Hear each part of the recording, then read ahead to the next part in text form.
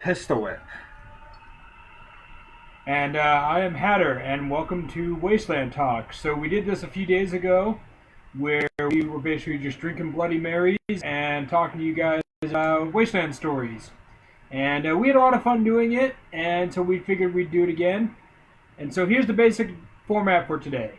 You can message us in questions, or you can call my phone through Facebook Messenger, and we will take the calls, and you can be a guest on our live program here. So myself and Commodore have both been going to Wasteland for multiple years now, and we both have quite a few stories. So feel free to ask us some questions. We'll answer anything, and we'll start off by telling a story of our own. So you got a good story to share, Commodore? Well, let's see. What I'm trying to review over what we already talked about on the last video we did. Okay, so let's do this. How did you first discover Wasteland? Well, let's see. It all started on FetLife, actually. Okay. Yeah, so that is a good way to start my story. Why not? So and then I'll do mine how I first discovered Wasteland. So here I am on FetLife. I came across a friend, someone that I ran into on FetLife who was curious about the club I DJ at. So we had each other. We started clubs. We hung out, and like their partners and whatnot. This was Kip, Kelly, and Carl. I became good friends with them, and then Kip mentioned this event that happens every year called Wasteland Weekend. It was their first time wanting to go. Yes. And they wanted me to go out with them to check it out because they knew I was also interested in the post-apocalyptic stuff because I play Fallout and I love the Mad Max movies, etc. At first, I was kind of skeptical about it, like, I don't know, camping out in a desert, we'll see. And then what finally made me pull that trigger is me and a group of friends actually went to go see Mad Max Fury Road in the theaters that year. Okay. And after that, I was like living that hype, like, there's going to be a Wasteland event like this. I gotta go. So I messaged Kip saying, hey, are you still doing that Wasteland Weekend event? And he said, yes. Count me in. I want to go. So we planned out. We were working on some outfit stuff because like we were trying to figure out what it's like out there and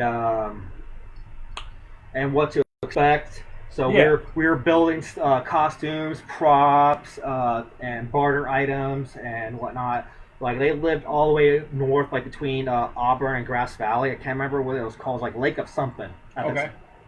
So finally, it was the day we head on out. I met them up in Roseville. Got in the car and we just drove all the way down. And like we didn't have a tribe. It was just basically us and a couple other people camping all together, unofficially tribed. And then we didn't get a tribe till like we didn't make a tribe till like next year. Okay. You can use your phone, Risty. Yeah, you can use your phone. You can just use Facebook Messenger and just video message Hatter. Yeah, one of these fancy devices from the future. Or Nathaniel Reed, it'll say on Facebook.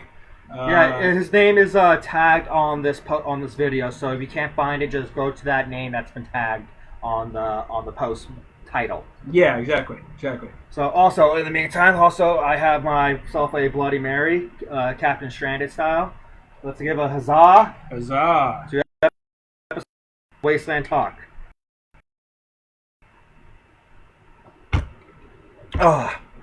Also, if you're all of y'all are having a drink out there, post a picture on here of yourself with a drink and give your little toast or whatever. Yeah. Grab a beer, grab a mixed drink. Have a shot.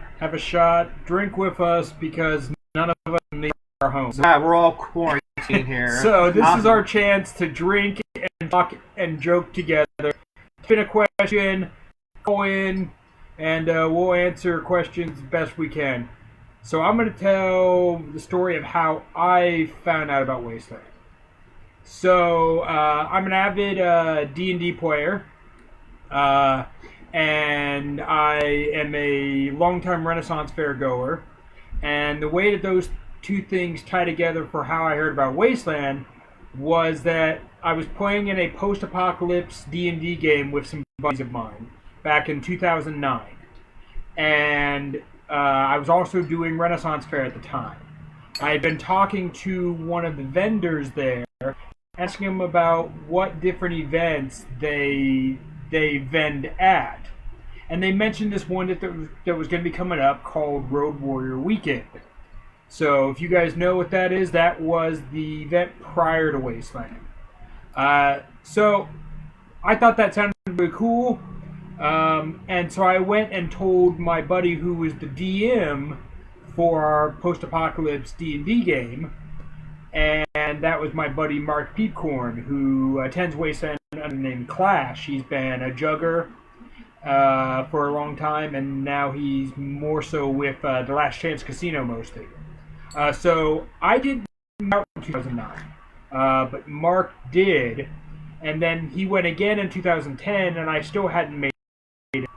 But by the time 2011 had rolled around, Mark was so in love with this event that when it came to our next meetup for our Renaissance group, he made sure to sell us all on going to Wasteland.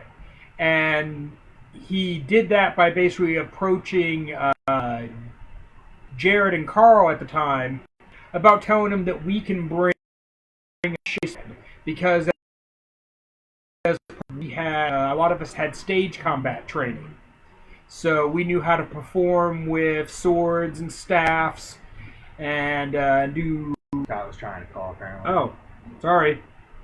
Sorry about that, Scott. If you want to try call again... Call again. I missed it. I wasn't staring at my phone. Yeah, sorry. And we didn't... I need to turn on to get the notification sound on so we can at least hear it. Because apparently we could get so into our conversations we don't hear anything outside of it. There we go. Okay. There. Okay. So basically from there, Jared and Carl actually came out to my buddy John's house to watch us rehearse for one of our Renaissance Fair stage combats. And they liked what they saw enough, and they basically offered us all a bunch of free tickets. And so that was how I got to my first Wasteland. We got a caller! We have a caller. Hey, Emissary! Emissary! Huzzah! Huzzah! What's going on? Yeah, get your drink. Yes, the pineapple! Oh, the pineapple! So how are we doing over here, Emissary, during your quarantine? I'm doing great. How are you guys? We're doing good, man. We got bored, so we started a Wasteland show. As one does. Right. So this is what we're doing, Emissary. We just both told our stories of how we first discovered Wasteland. Tell me yours. How did I first discover Wasteland? So it was back in 2014. I became friends with Andy Thorne, one of the guys from Hog Camp. And so he told me about it, and I started going with my friend Brandon that year, and then it just became pretty much me. Just me going, still camping with Andy, then made friends with other people, started camping with Junktown. But yeah, that first year it was just, became friends with Andy Thorne, and he invited me out, and that's how I started. So you just kind of went on, you didn't know anything about it? No idea. My outfit was god-awful. It was horrible. So yeah, it got better. Yeah, it always does. Like, my first outfit was, no joke, it was army fatigues that I wore for years for paintball, and like a gas mask, and that was it. And like an airsoft gun. Yeah, that was 2011. That was my first year. Mine looked highly Wasteland basic, like I didn't know what I was doing, but I'm trying to fit in. I just wore like a black T-muscle shirt that's cut up, a tire armor shoulder pad. See, that's even way more than what I had. Gloves and cargo pants, and then I called it a day. was this black trench coat, like duster. Turn up the volume on him. And some just cut up, like, ripped up gray jeans that I dragged behind my car, and like a ripped up gray t-shirt. I'm trying to like hold him with the microphone. I know, we just had a comment saying that they can't hear him on the microphone. Oh. So, try, emissary, try speaking like louder. Try speaking louder, you say. Because you're going All from right. like my phone's speaker to our little microphone here, and I guess people can't hear you that well. So. All right, yeah. So I basically like my first outfit was just this black duster, and a pair of gray jeans that I dragged behind my car for a little bit, and a ripped up t-shirt. And that was it. I was wearing like Nikes too. Yeah, I think I wore like my Demonia boots for my first years. I still tend to bring them out because they look badass, but like I need to eventually replace them because they're starting to fall apart right now. I had it for like 19 years, and like they're in the worst condition, and like they feel terrible walking in because like the soles are all worn off to the core to where I can feel the nail. Yeah, I still kind of just regular like comfortable shoes during the day, like Nikes, and then at night is when I wear boots and stuff like that. My shoes for Wasteland have always been the same. I actually bought a pair of used combat boots in 2011, and then I put some like gel insoles in them. Ooh, that's a good idea. And I've been using those same shoes. I've replaced the insoles a couple times, but I've been using those same shoes for 9 years now. And they are showing it. They're starting to, the leather is cracked, starting to fall apart pretty bad. I last year I glued denim over it to hold the leather together better, because I didn't want to get rid of them. And so that's what I'm going to end up doing, is gluing like old tattered denim over the entire shoe to hold our cracked leather together. It's gonna look great. It's gonna look like Inland Weekend.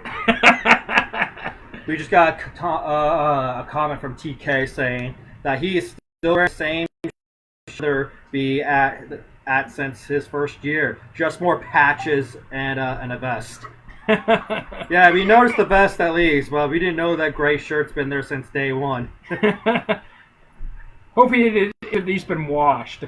I'm sure he at least washed it. You guys wash your outfits? Hygiene can be a thing outside the Wasteland event. So my outfits, I actually spray them down with a hose and hang them dry because they can't go through the wash. They've got too much stuff on them. I tend to hand wash my things like very gently to where at least I can get the odor out, but it still has some of that Wasteland dirt. Or I'll soak them in a Home Depot bucket with like dish soap and then hang them to dry. Those are the way I clean my Wasteland outfits. I clean like the underparts, like my jacket will never any sort of wash, just because of all the stuff on it, and I just don't want it to ever be messed up at that point. But like the button-up shirt underneath the pants, those all go in the wash if I can. Spray with Febreze, and that's it. Sometimes Febreze can be your best or worst friend. Right? Yeah, I posted some pictures after Wasteland of like this, I had taken a bunch of ropes and tied them on our patio, and I was spraying stuff down with the hose and letting it hang dry to get all the dust out of it. Yeah, I'm afraid of washing most of my stuff. I'm like, oh man, I worked hard on all of this. I don't want the washer to just fuck it up. Yeah, so I don't put it through the wash, actually. Like I said, I just spray it down with the hose to get some of the dirt out of it.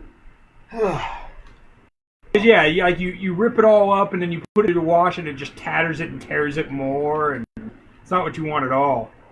I worked very hard to get these stains and these rips. I want them to wash to change that. Yeah. Too unpredictable. To be when you're trying to clean your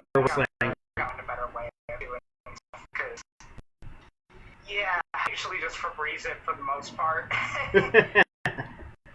All right then. So you did a story time show, didn't you?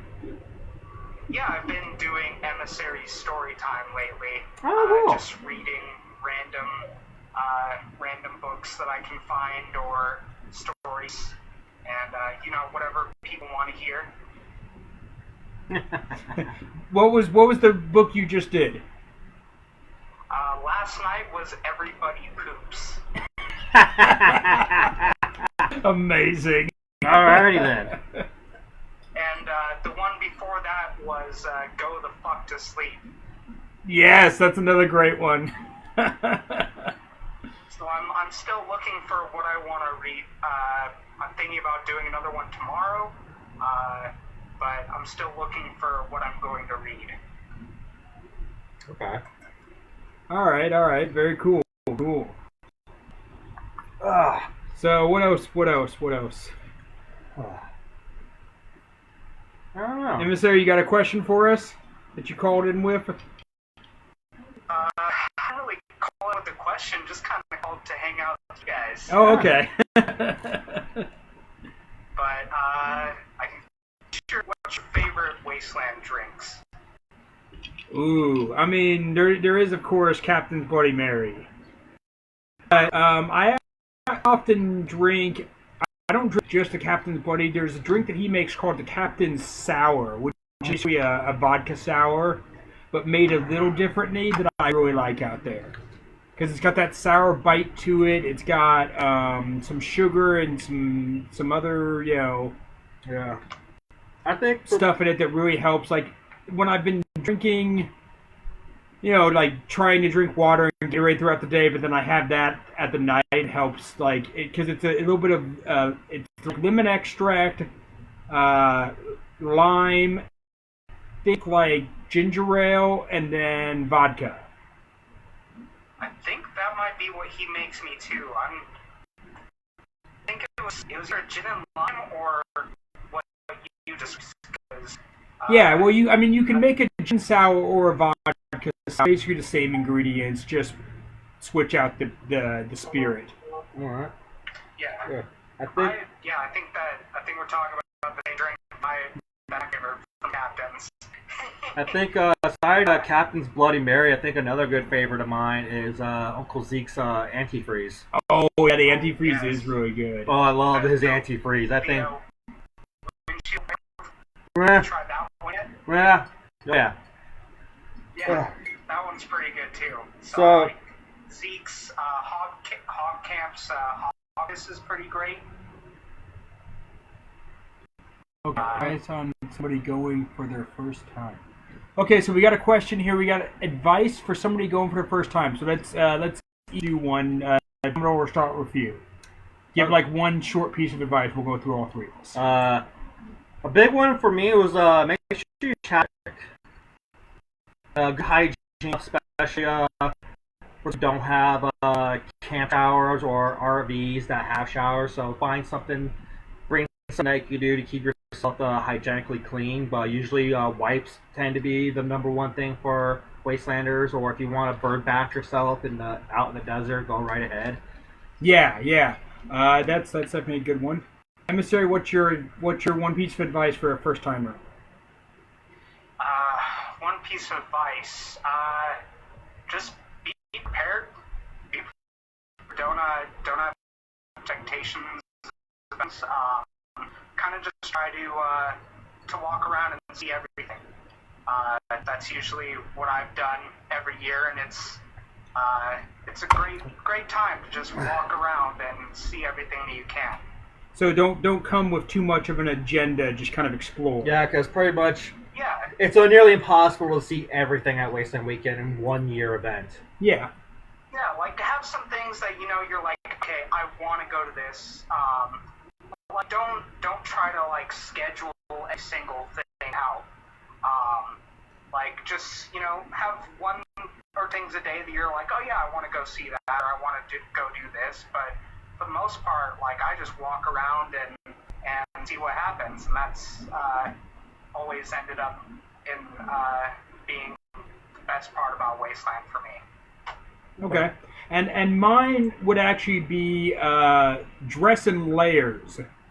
So Wasteland can go through a lot of temperature swings in just a day, or especially throughout the whole weekend. So you want to have warm clothes, light clothes, and you want to be able to mix like a vest with a jacket, or a hat, or like a pair of shorts because it's really warm during the day, but then you can throw on some pants at night. But then all of a sudden you're around a warm campfire, and then you want to change and take on a coat. Like layers is really important.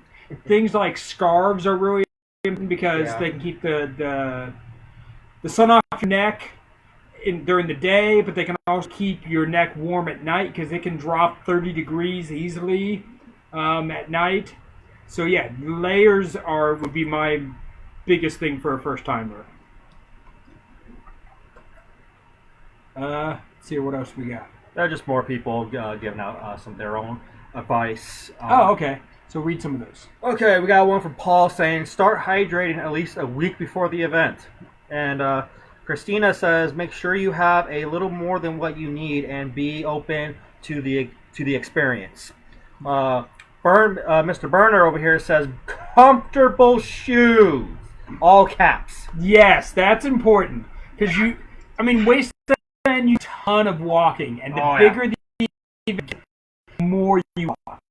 If you can bring like a little off-road vehicle, the ATV, go-kart or something, great. But if you can't, shoes are definitely important. Yeah, they'll be your best friend for the desert. Also, a cane, a walking stick. Because let me tell you, when you've been drinking a lot and you got to hike back to camp, you need to keep that balance up. Yeah. Walking stick is another great piece of advice for first timers. Plus, they make great props. They go great on costumes. Walking sticks. I know I eventually want to get like a cue with the 8-ball stuck on top and like work around that. I know like there's somebody at Wasteland who like does barter items with those, but I've never seen them do an 8-ball, which is weird because like that would probably be like the most popular ball for a pool thing. Yeah, that where it's like the first thing to go, and that's why you never fucking see it. What's going on? Yeah, the Texans do the pool cues with the pool ball stuck on top. Oh, it's Texans? Yeah. So that's okay. 7th flag, they do that. Nice. Oh. Yeah, I'm not sure if they do. I've seen the 8-ball. I'm pretty sure they do one with an 8-ball, but they, I think they, just buy a set of, pool balls and make a whole set of them. So they may only have like one a year, and it goes fast. Is that what you're saying? Yeah. Probably. I can see that. Oh, fuck. Okay, we're gonna set it down. What'd you do? Nothing. Okay. We do, Danny. I did a shit, and you can't prove that. It's on video. Actually, no, because the video can't see it. Only he can, and he can't prove it. It's on video that there was no video for like 15 seconds. Okay, let's see. What'll be your Wasteland moment? That your Wasteland experience. My favorite Wasteland experience.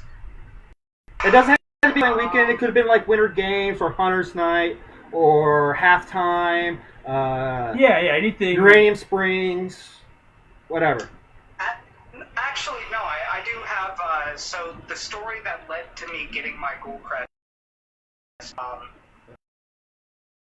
was around Wasteland on top of the 7th Flag Texans Cruel bus.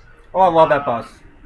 And so I got off, and all of a sudden was surrounded by him and Mongo from the Dukes.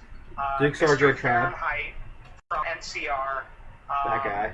And then Moth Eater. Oh.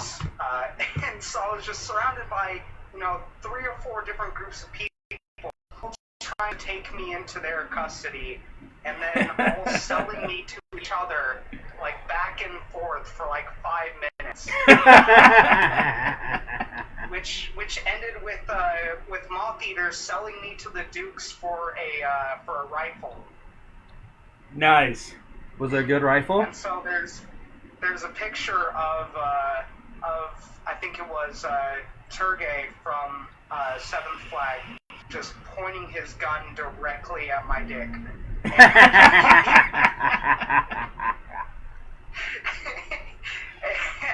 so that led to like this whole shenanigan with me planting a grenade in the NCR's camp for the Dukes. And then forgetting to pull the pin and just leaving it there. And going back to their camp, and they're like, "You pulled the pin, right?" And I was like, "That wasn't part of the instructions." So,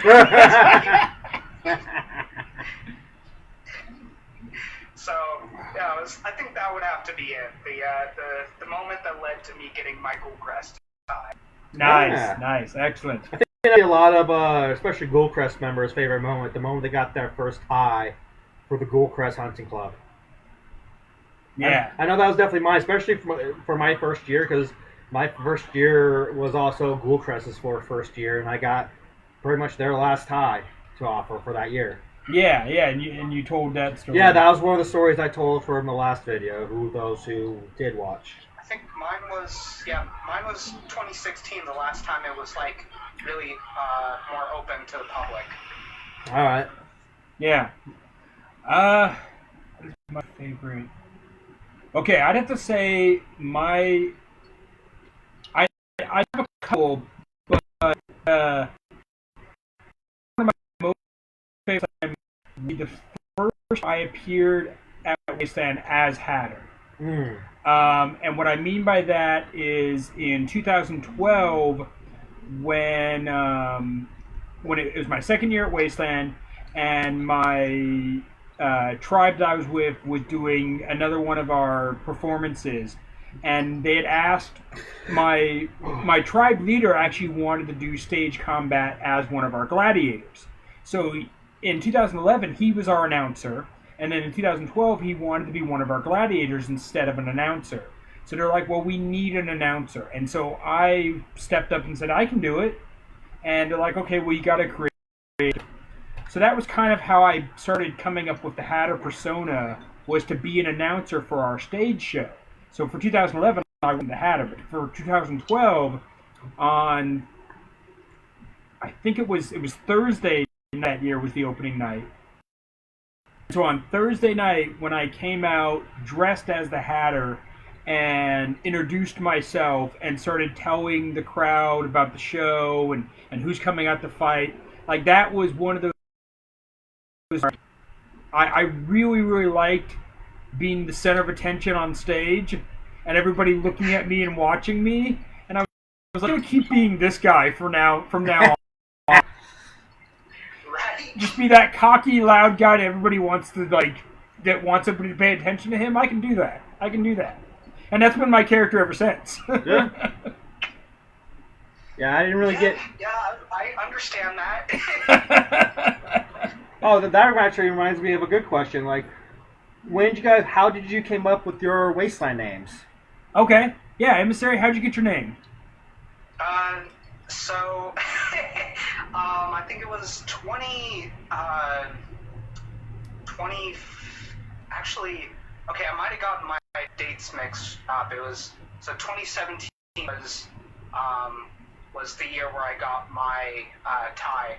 So 2016, I got my name Emissary from, I was hanging out with Sierra from the NCR, okay. Ranger Flintlock. Yeah. And so all of a sudden we were walking, and then she just gets pulled aside by the Dukes into the Mushroom Cloud Lounge.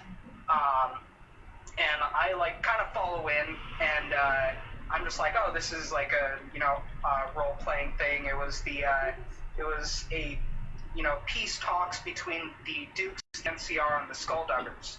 Yeah, major.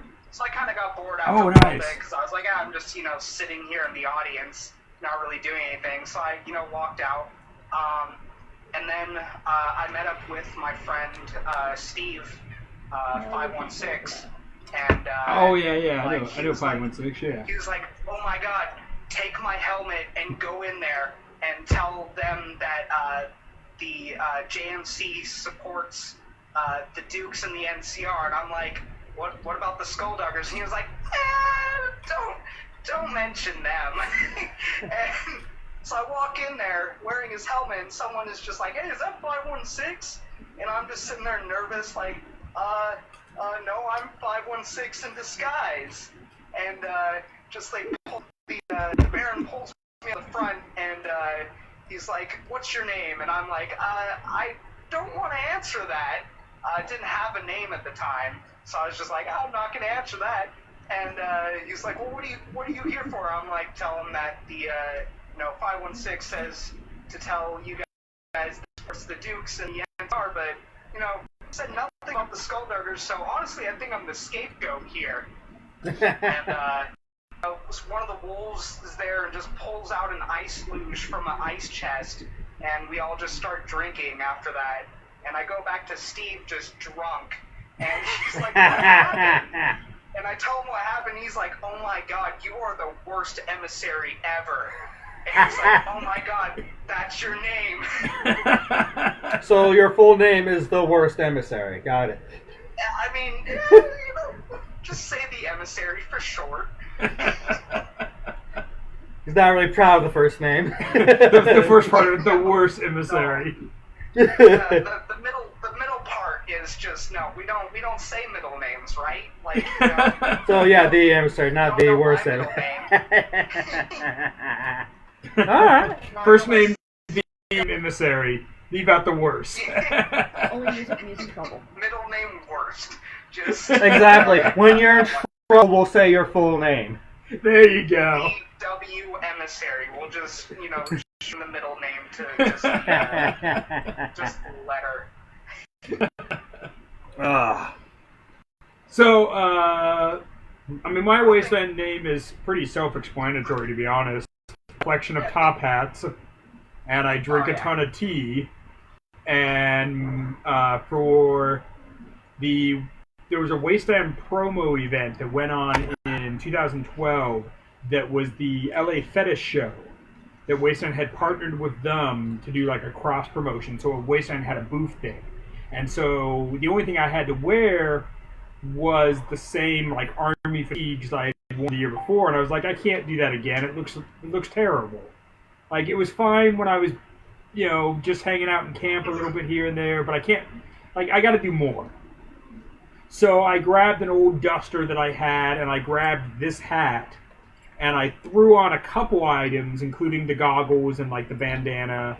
It was very, very basic at the time, and I wore that with a duster. Underneath the duster was still like my fatigues, but nobody really saw them because the duster was buttoned up most of the time.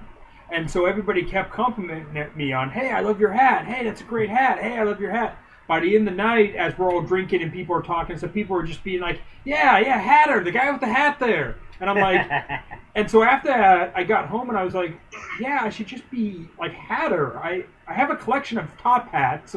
I drink tea like crazy. How has it never dawned on me that I am, in real life, the Mad Hatter? So, yeah, I'm just Hatter now. And so really, like, I earned my name outside of Wasteland, but then when I went, I just introduced myself to everybody as Hatter. And, of course, they just understood because I've got the hat to make the point. Like, I'm Hatter. Look at this hat. And it just stuck, I initially wanted to do like Mad Hatter Max to kind of do a play on Mad Max, but it was too long. I never remembered it, so I just dropped all that and just went with Hatter. Yeah, like because you're telling it to people who are drunk too. Yeah, they're not gonna remember that. They're not gonna remember all the full name. But I just remember Hatter or Mad Max. But I liked Mad Max with like Hatter as the middle name, Mad Hatter Max. But it didn't stick. No one really used it, so I just went with Hatter. Yeah.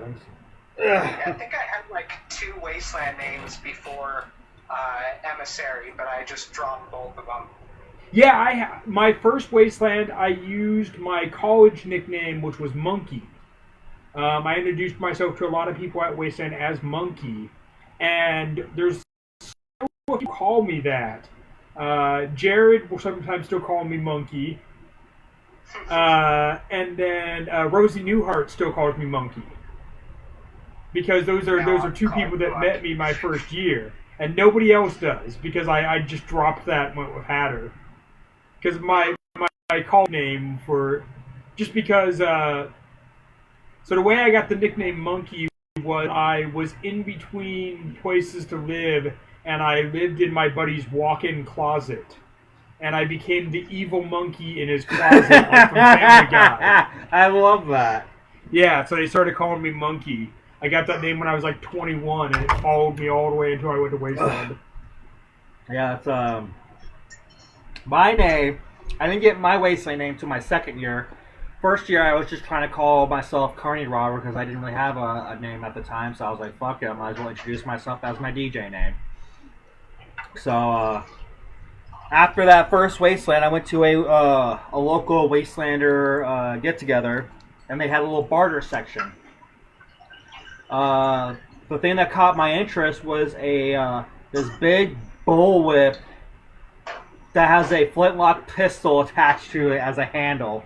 So, because I love puns, I'm like, it's a pistol whip.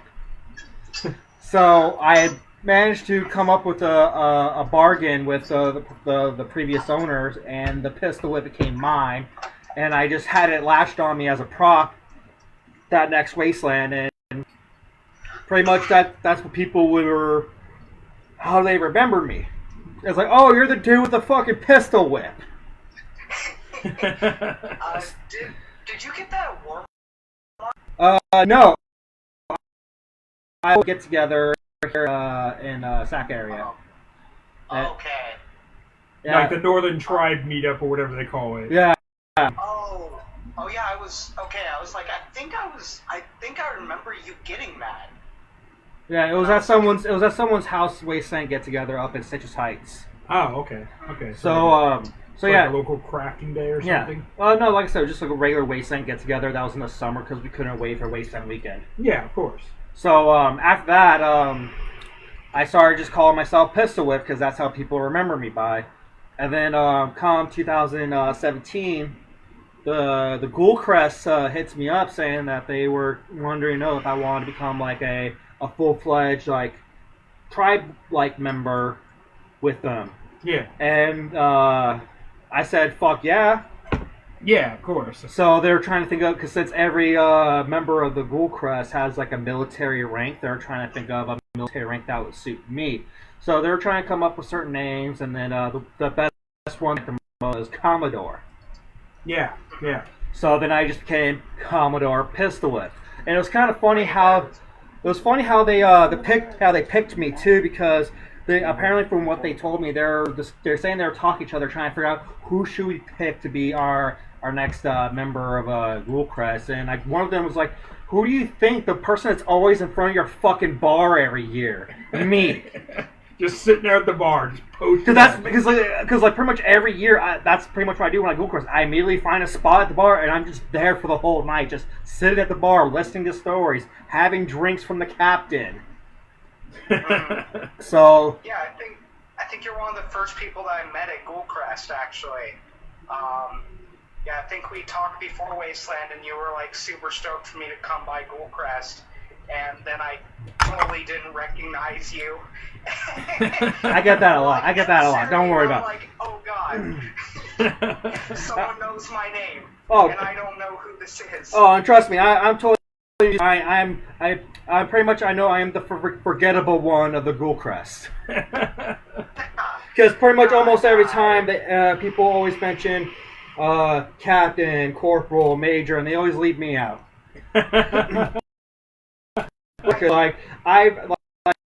Like those three pretty much do majority of the work. I just help. Yeah. I mean, they build everything. Yeah, so they have every there. right just to name those three and leave me the odd one out. So, and I'm perfectly fine with that. Well, your name is way better than Private Pistol Whip. Yeah, they could have gone with like Private Pistol Whip. That'd be way worse. Oh yeah.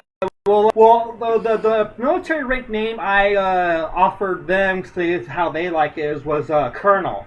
Colonel Pistol Whip? Colonel Pistol Whip, but they're like, nah, fuck that. You're gonna be Commodore. Yeah, there's There's a better flow to Commodore pistol whip. Yeah. Yeah. Peon pistol whip. Yeah. Be Commodore 64. Yes. Hey, there's a rapper by that name. He's a nerd rapper. I listen to him. He goes by I think he showed me that. Yeah, he goes by the name Commodore 64. Wow. Love it. Yeah.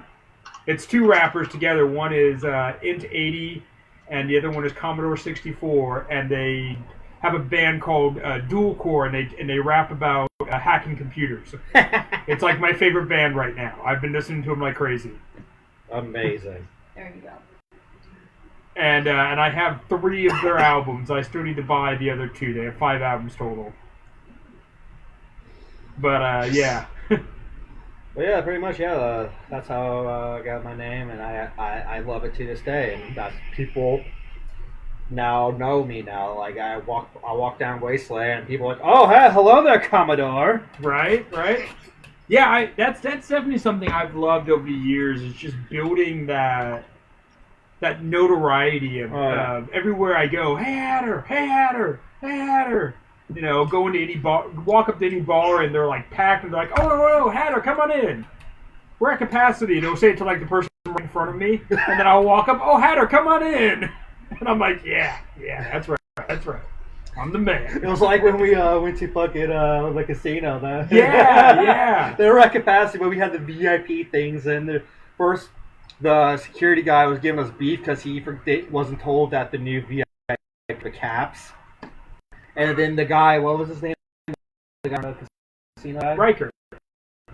Saw us like having a little bit of a dispute with the security. He's like, "Hey, Commodore, Hatter, what's up, guys? Hey, come on in. They're cool. Come on in."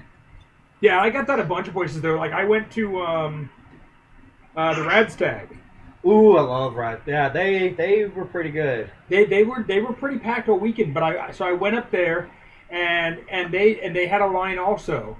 And the same thing, their doorman was like telling people, no, you got to wait until people come out. And then, sure enough, Boss Cap sees me, and he's working with Rad Stag now. And he's like, Hatter, come on in! And I just walk right past the whole line.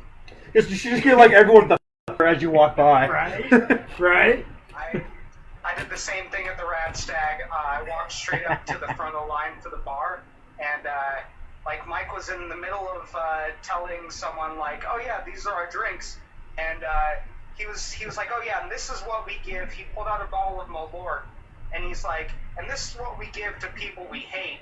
And he's like, "Oh, emissary, want a drink?"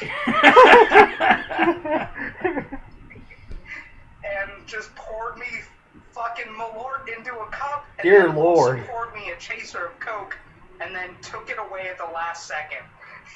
No! That is cruel.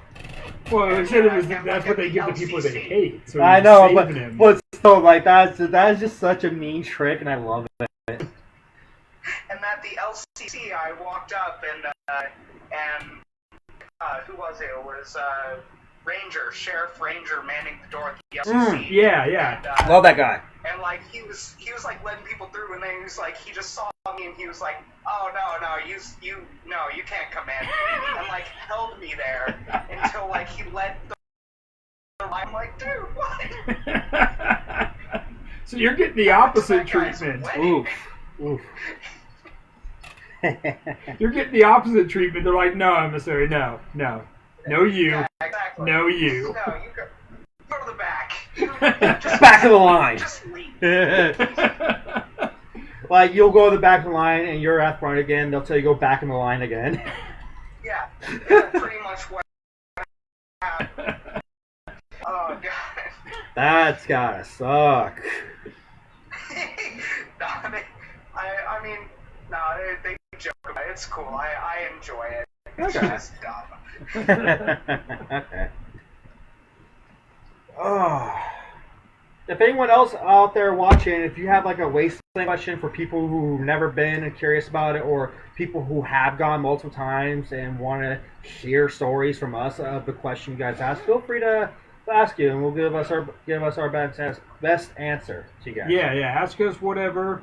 So I got one for us all. What was your favorite new thing at Wasteland this year?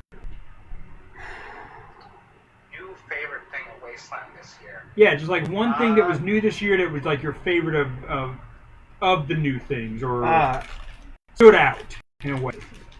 The Ghoul Crest It bar. would definitely have to be the Rad Stag. The Rad Stag? Okay. I'm gonna have to say the Ghoul Crest bar. They're a new bar? Their new bar. Like, that thing was yeah, that thing was a thing of beauty, and you don't see anybody at Wasteland who did a bar like theirs. Yeah, okay. I mean, I like Goldcrest's new bar. Like, I always loved Goldcrest's bar setup. But I honestly think that, like, you know, for a first year thing like the Rad Stag, I think they absolutely killed it. Yeah. That was not a first year build. That was they put so much work into that, you know, that small time frame of building that it looked like, you know, it was people who had, you know, been setting this up for years. It looked like. Yeah, definitely. I mean, it also helps that I helped paint some of it, so, you know. Alright. And what was your favorite again, Hatter? So my favorite thing for This last Wasteland.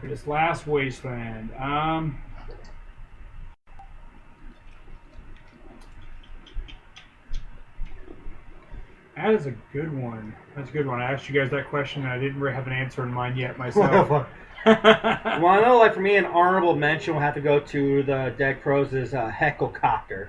Yes, the Hecklecopter was amazing. And how it's stolen by almost... I definitely loved that.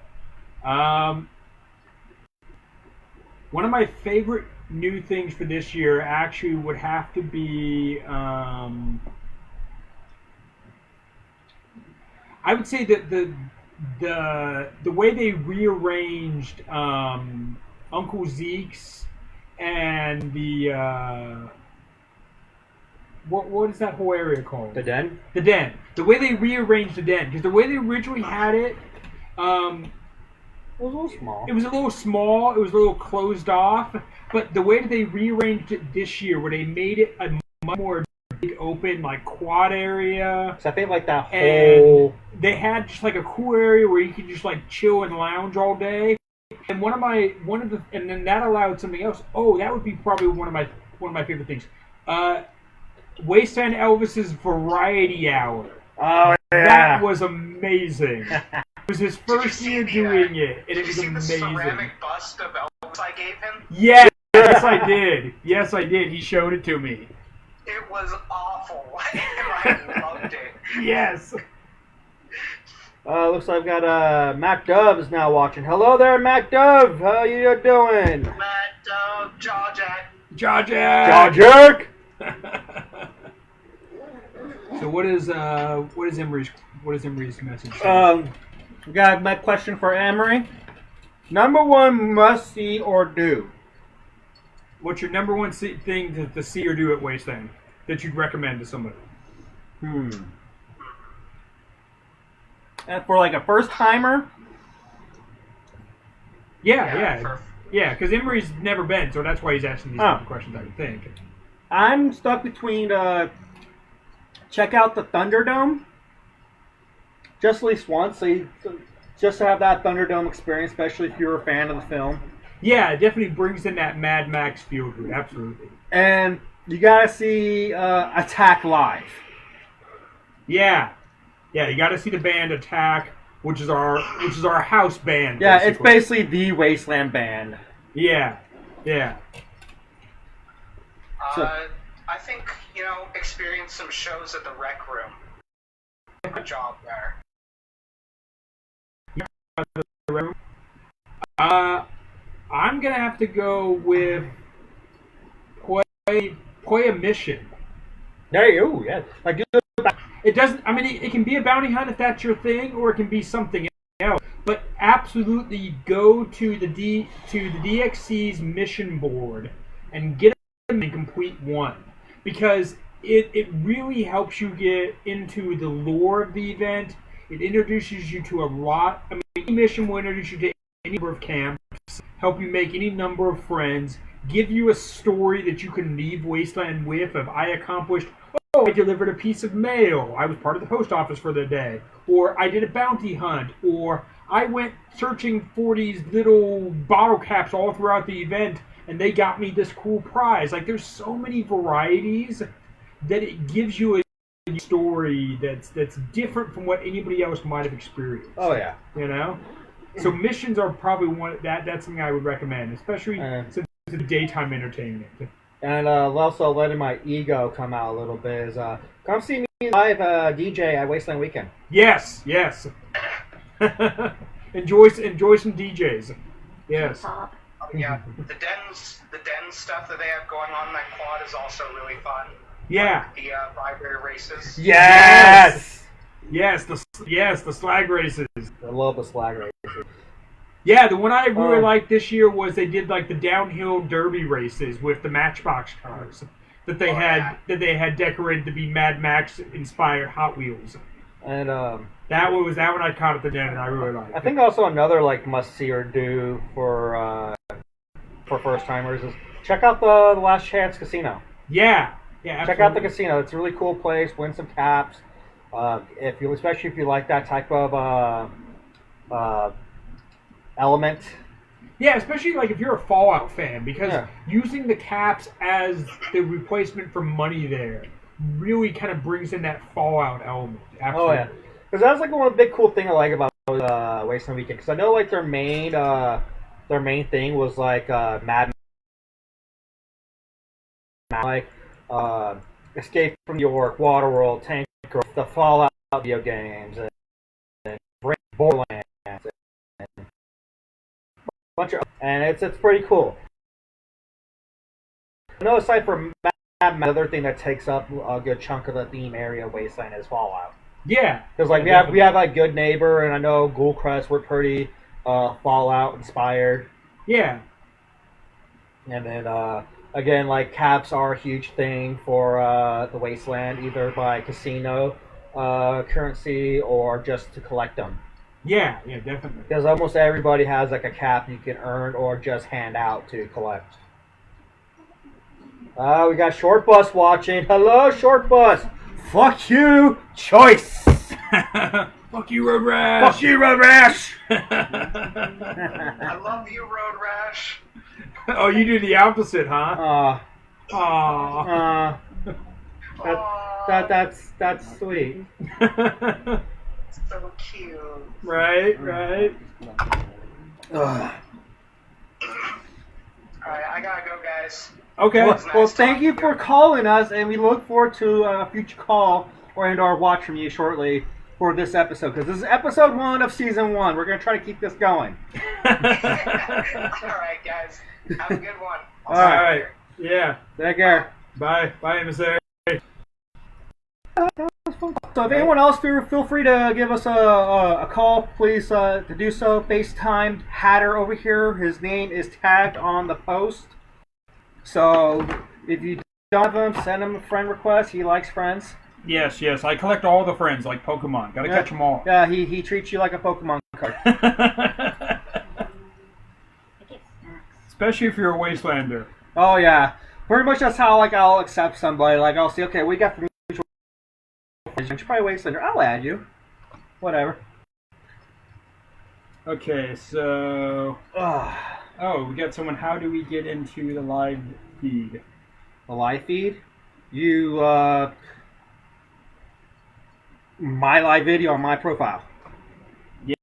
Yeah. So if you're not on my friends list, add me and I'll accept you.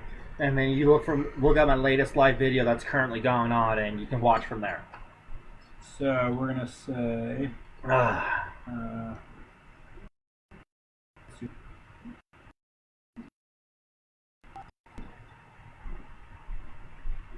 So tell a story while I try to set this up. I'm trying to think of a good story. I can tell you how the War Boy tribe, I can't remember what their official name is, but basically they're the fucking War Boys. They go by V8. BV8, alright. Yeah, V8. How they almost caught my bounty. So I'm going to do my very first DJ gig at Wasteland Weekend.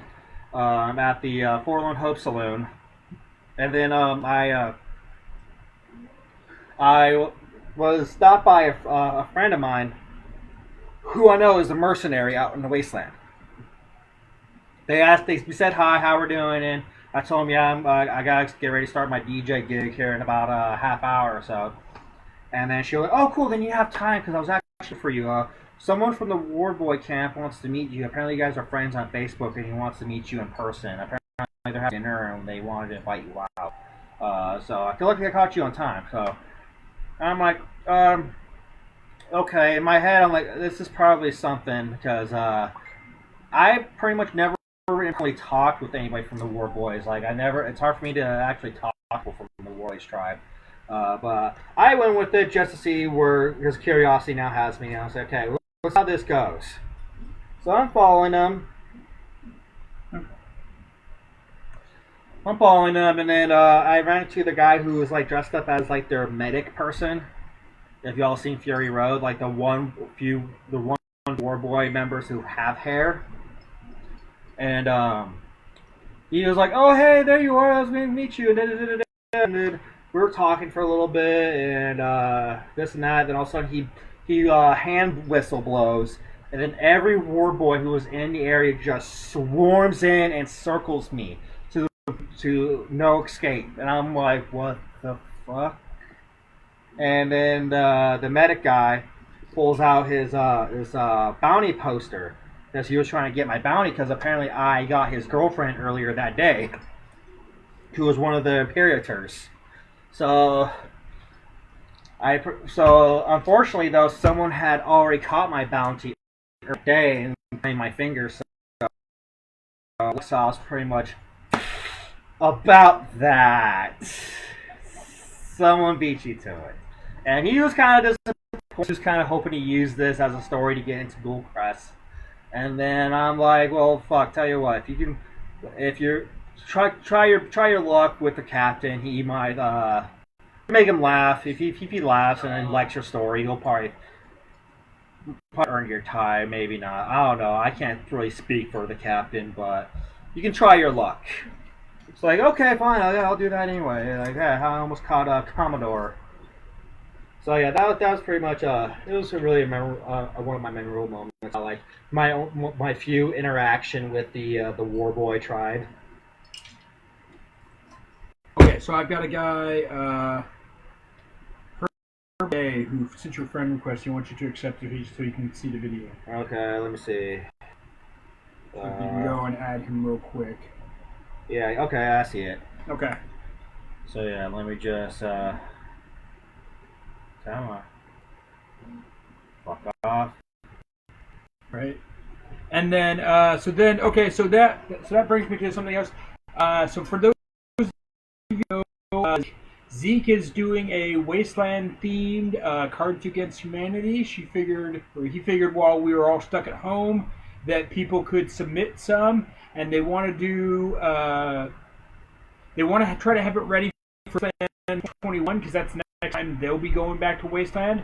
Zeke and Mike will be skipping, I think, Wasteland 2020 because they're doing a different event that runs the same weekend. But they'll be returning to Wasteland in 2020 and want to bring out Cards Against Humanity. So you guys have until, I don't know, a few weeks before that to submit your Wasteland Cards Against Humanity ideas. A black or white card. If you don't know Zeke, please add him. I'm sure you can find him on Wasteland Central or United or Northern Wastelanders or any of those. It's New Sac City. Zeke Bellwood is his name. Yes, Zeke Bellwood. Yeah. Yeah, Zeke, Zeke, Bellwood, Bellwood. And if you want to submit Humanity, you can message it to him, or maybe he can just send you the link for whatever website he's using to create these.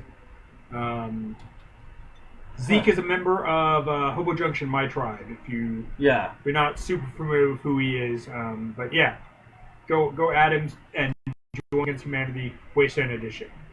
I know, like Wasteland-wise, they're also known by either Exodus or Bunny. So if those That's right. Zeke's Wasteland Names. if those names ring a bell, it'll probably give you a better lead to look for them. Yes.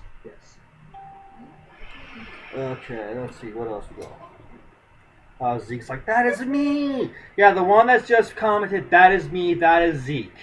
And anyone else who wants to call in, go ahead and call my phone now. Yeah, we are taking over calls. FaceTime. We are taking calls. You can answer. You can ask your questions, or just hang out with us, and we'll put you on the spot to answer the same questions we get.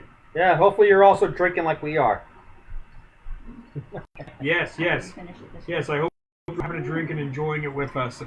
Oh, Scott said the War Spawn. That's who they are. Spawn. They're not the V8. I always call them V8 Tribe, but no, Spawn's right. Scott Emissary is right. Okay. That is their actual name.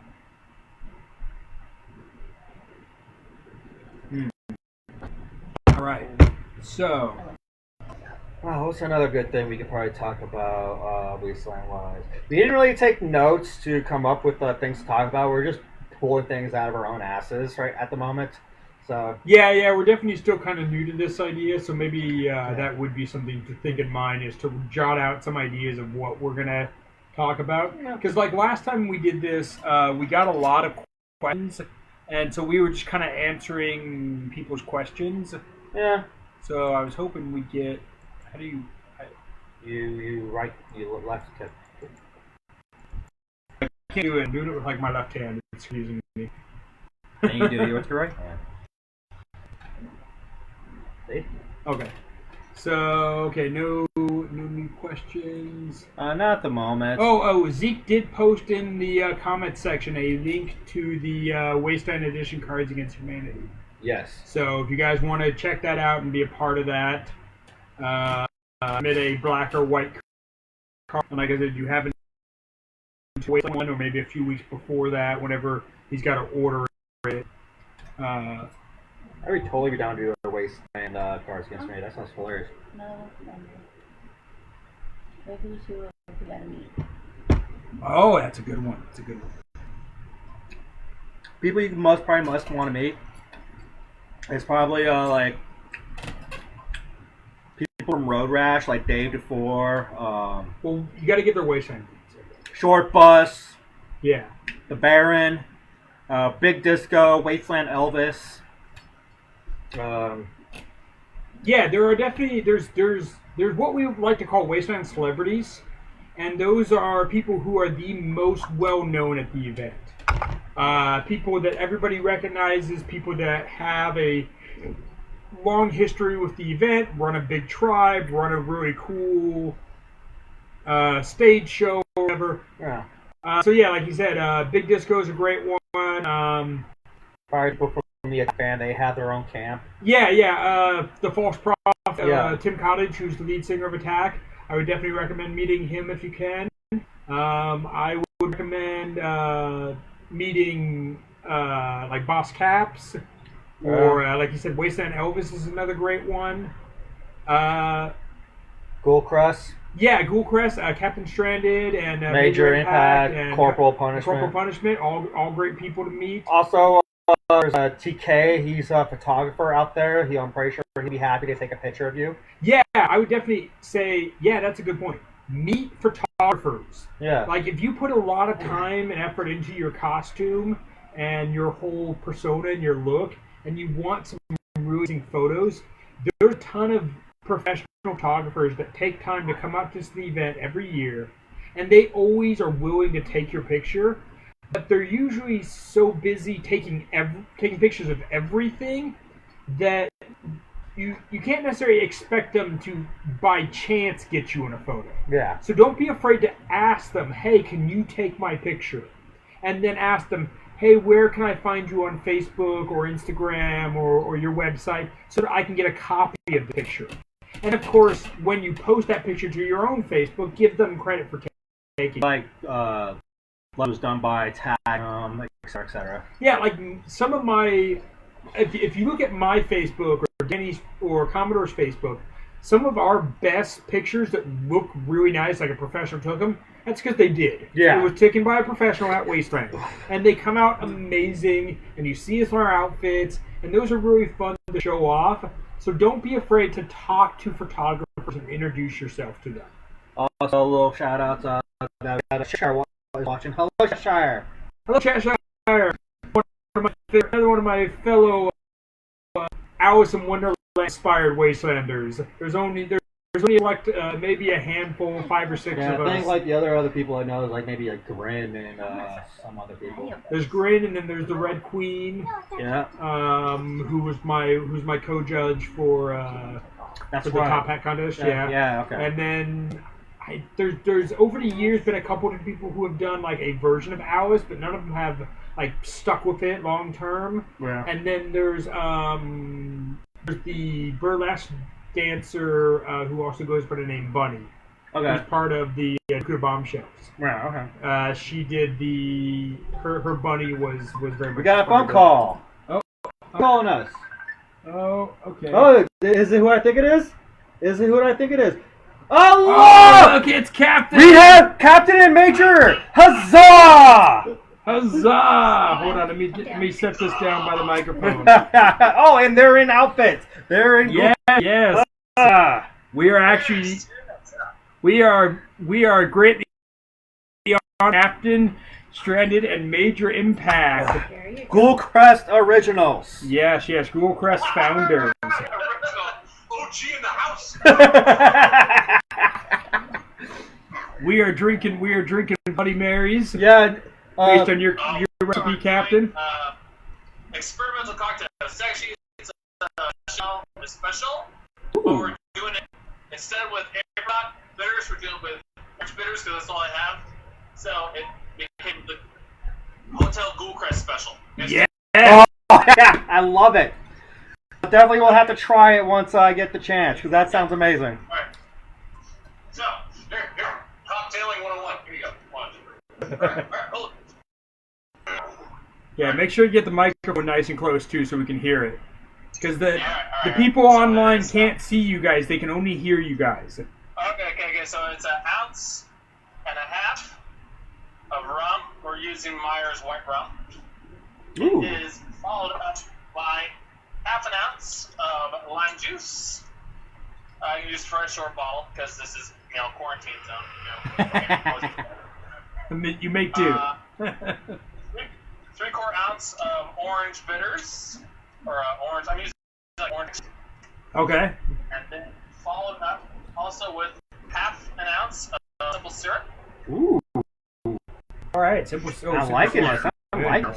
Yeah, pretty much. Yeah, sugar water. Yeah, you can make your own simple syrup Hello, by dissolving Ezzy. sugar and water. 3/4 pineapple juice and ice. Your handy dandy ice maker. Yeah, always have an ice maker. That's one of those things. Yes. And then, cap the shaker. Little jostle here and there. All right. All right. Pour into the bowl. Ooh. Oh, frothy. Looks Yeah. good. The Hotel Ghoul Crest special. Nice. So it's really fucking good. Yeah. Sounds amazing. I can't wait to try one. So we've been. The flavor profile is very citrusy, pineapple, and. So I'm gonna fucking love it. Oh, that's good shit. So we've been telling some stories. Let's hear one from you guys. How did you first find out about Wasteland? Coworker of mine told me about it and was going to go with me, and I signed up to go in 2014, and he bailed. Oh. I'd already bought tickets, and he bailed on me. I didn't want to go solo. I just skipped out here, and I was telling Devin about it later, and that's when this all started happening. Devin's like, I'll go! The next That year, sounds like him. June of 2015, he was like, hey, you want to go to this Mad Max thing with me? Showed me like a video of it, and I was like, yeah, so, down. Sick. So, and came upon Ghoul Crest was, we had to name our campsite, and so, I was through a name generator for a while, didn't find anything there, but kind of added a couple things together, came up with Ghoul Crest, and like, oh, Ghoul Crest sounds amazing. And then Devin had the bright idea to call it hunting club on the back end of it. I'm like, well, shit, now we got to bring a bar. And that's how all that ended up happening. Yeah, at first we were just going to be a camp. And we were just like, oh, well, we have to name our camp. We didn't know that wasn't wired. We just thought it was like, well, everyone names their camp, so we're going to be camp whatever the fuck. Yeah. And from that idea just kind of evolved. Well, see, I mean, think of how different your experience would be if you guys didn't go with the name Ghoul Crest Hunt Club. I still wouldn't be going, I don't think. Yeah, probably not. Your Wasteland experience wouldn't be anything like it is now. No. That was a whole new level that first year. Yeah, like wow.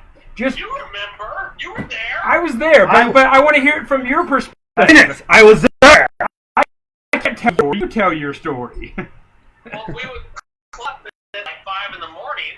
Yeah. And just sit there on the only couch that we had, which was a seat out of my Toyota pickup. Yeah. And we'd sit there and we'd just giggle for like half an hour. Because everyone was still outside the club, like hanging out because they didn't want to leave.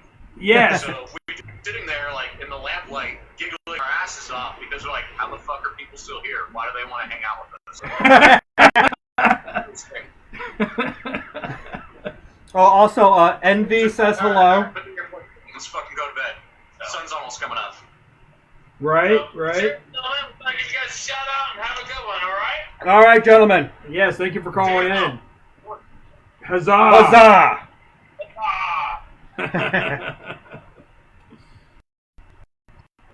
It's always a pleasure talking. As always. Oh yeah. Those two guys. I mean, I'm sure it's true for a lot of Wastelanders, and even for themselves. Just simply by going with, like I said, come up with the name Ghoul Crest, and then adding on the back end Hunting Club. Define their entire Wasteland experience for 5 years. Yeah. And for a lot of us, too, they experience that. I think honestly, if this part wasn't everything, I probably would not be going to Wasteland as much as we used to. Yeah, like, I don't even we would be... Right, because like seriously, like this Ghoul Crest thing was like a big impact on my Wasteland experience and like pretty much changed everything for the better. And like seriously urged me to come next year because you're tired, like, yeah, come again next year, we'll have something else for you if you tell another story. And I'm like, fuck, I gotta bring my tie, come again next year. Then shit, this is gonna be fucking awesome. I love this place. Right? Yeah, like definitely. Like it was something that them promising to have another prize for you was like, well, now I gotta find out what that prize is. And I gotta come back again. We have Miss Mayer's watching. Hello, Miss Mayer. Is she? Well, she's not popping up on my video on this, but she's popping up right there. Okay. All right. Hello, Ms. Mayor. Oh, we also have tell Captain and Major. Oh yeah, you did tell him Envy says hi. Okay. Yeah, we cool. did say Envy. We told hello for you. Okay, cool. We did cover that. Good. Okay, hold on. Let me get back on my thing. Yeah, so you can see messages and stuff too on your phone. There we go. All right. Wow, I'm actually enjoying this. This is actually kind of fun. Right. Even though we don't have anything like fully planned, we're just basically talk about Wasteland. The first thing comes to mind. I know we've got a lot of people who are watching who probably never been to Wasteland or haven't been there long enough to know the go-to things. And I forgot that my 3D printer was running low. Yeah. Hatter will be right back in just a sec.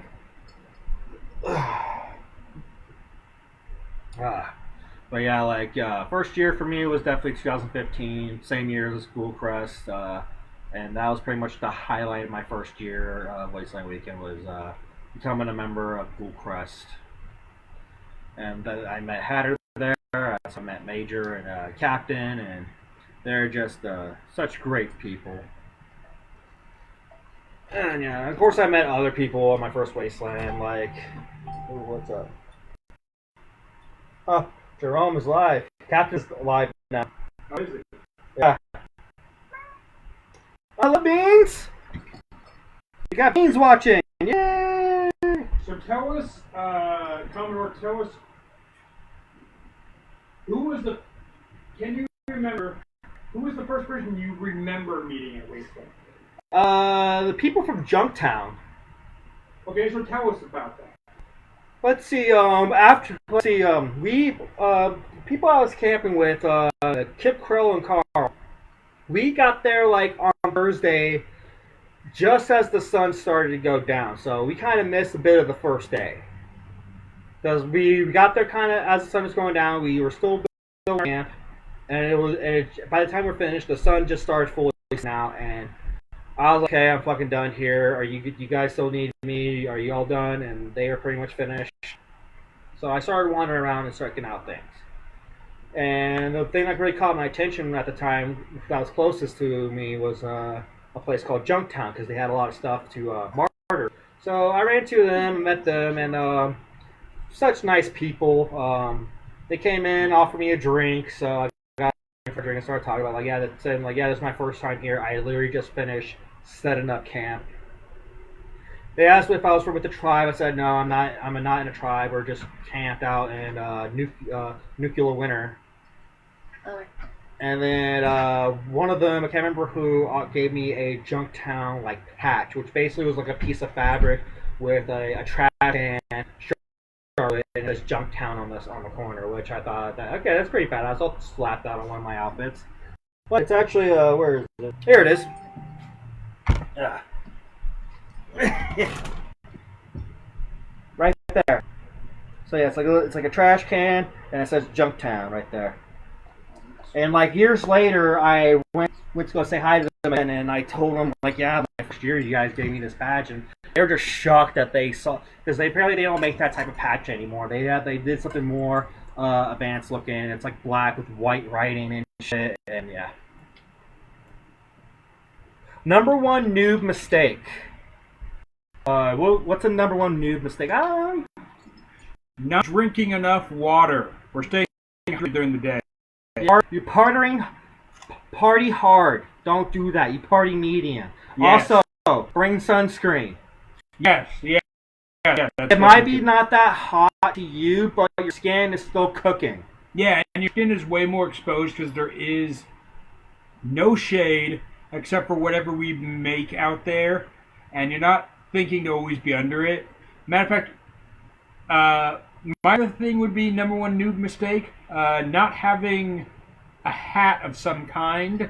It doesn't have to be a top hat but some kind of head covering is important because it'll keep the sun off your face. And this and Herbert just asked, how hard will it be to get in with a 40-foot bus? Because that would be his home. And it's not going to be that hard. People bring buses and other giant-ass vehicles to the events all the time. Either you can just leave it in your camp, you can drive it around, because there's people driving around with their big-ass buses and shit. Like, most people use, like, school buses, like the big, giant school buses. Yeah, there are lots of themed buses at Wasteland. They do have an RV blockade that they often do right around the outside wall of the event, and then they also have an RV themed camping area that they give you a bigger camping spot than you would get in general camping to park your RV. But remember that there are no RV hookups out there. So if you're bringing an RV or a bus, you will of course have to haul out all of your gray water and all your black water. The only power your bus or your RV will have a generator or solar power that you have. Also, another thing you need to watch out for, the place that you'll be camping at Wasteland weekend, the sand is very, very soft, so be careful you don't get caught in the dirt. Make sure you bring flat boards or anything necessary needed to get out of the fucking dirt trap. Yeah. And make sure you're camping an area where it's not sinking, because Crest had a problem with their Unimog. It started sinking on them, so they had to relocate on the site. Yeah, that's also very good. So just be careful where you drive your bus and where you're camping your bus. Make sure it's What are the names of the creatures and tremors? Just what they were called sinkholes. there's graboid. They're graboids. They always call the sinkholes at Wasteland graboids. Yeah, there's even a little open area in Wasteland saying it's graboid territory, so watch out. There's graboids in this area. Yeah. Or they'll put up signs where there's loose sand. It will be graboids here, stuff like that.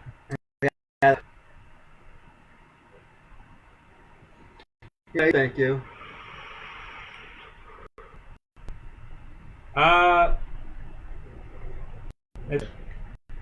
The first people I remember meeting at Wasteland, Wasteland community is so awesome. Okay. I'll say the cool things about Wasteland. Pretty much everybody is fucking like hello, nice to you, very friendly. Like I didn't really have any personal problems with any person I met at Wasteland Weekend. Like, well, just in general being helpful too. Like if your vehicle gets stuck, I can guarantee somebody out there has something strong enough to pull it out. Everybody, and they're willing to help you. Yeah, everybody helps each other out when they're tight spot, whether it's like vehicle, camp issues. I remember fucking one year that one camp got caught on fire and the whole vehicle and RV exploded and crumbled down to pieces. Yeah. They lost everything. And a lot of people at Waste Weekend helped them out with like clothes, money, food. Like just a few hours later, they were like, "Okay, everybody, you don't need to donate anymore. We have more than we need. You can stop now." And people were just like, "Oh!" Like in hours, they had more than they could use. Exactly. Like people are that generous to where you can get overwhelmed with help. yeah, that's definitely true. Probably one of the most generous acts I've witnessed at Wasteland would be somebody who had their car had broken down just basically on the dirt road going out to Wasteland. And so a bunch of Wastelanders unloaded a flatbed, drove out there, pulled the car into the flatbed, drove it into the event. A bunch of the Black Thumbs got together, and Black Thumbs are what we call Wasteland. Yeah. A bunch of the Black Thumbs got together, and basically before the end of that day, that car was repaired and running. And whether or not they charged the person or all those details, I don't know.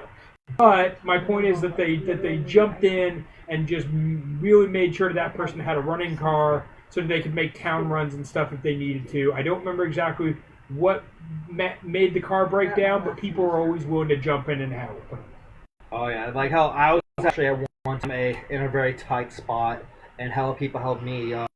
The first day I camped there, a bunch of ants destroyed all my food. I had no food for the whole week, and then everybody found out, and a bunch of people were generous enough to let me eat them at their dinner. They gave me some canned foods, like people from Murderators, Titty City, Crest, a bunch of other camps were generous enough to help me out with make sure I don't go hungry in the desert.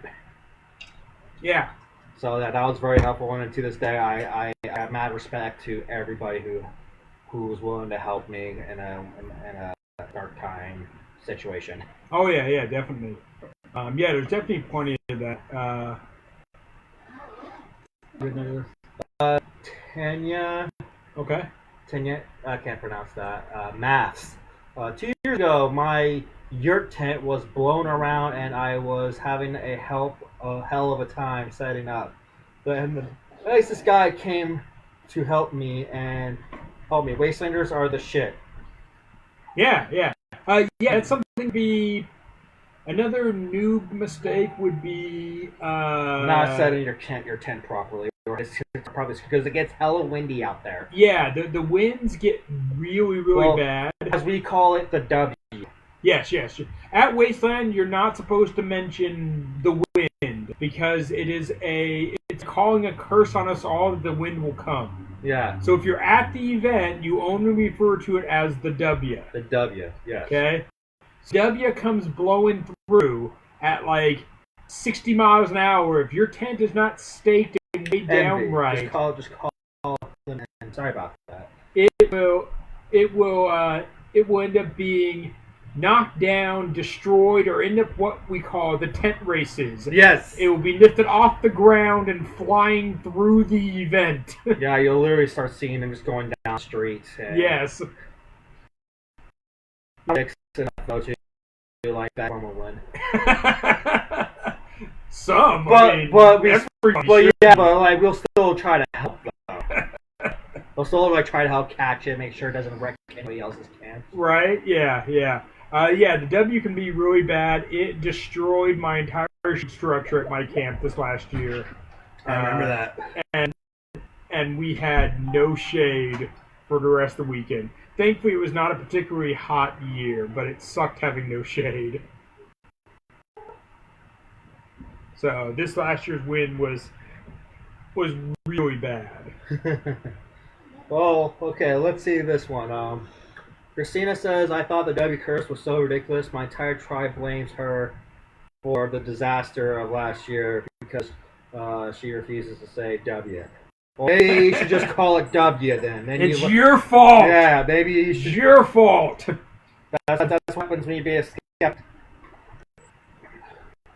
Sometimes it's good to believe in superstition. Right.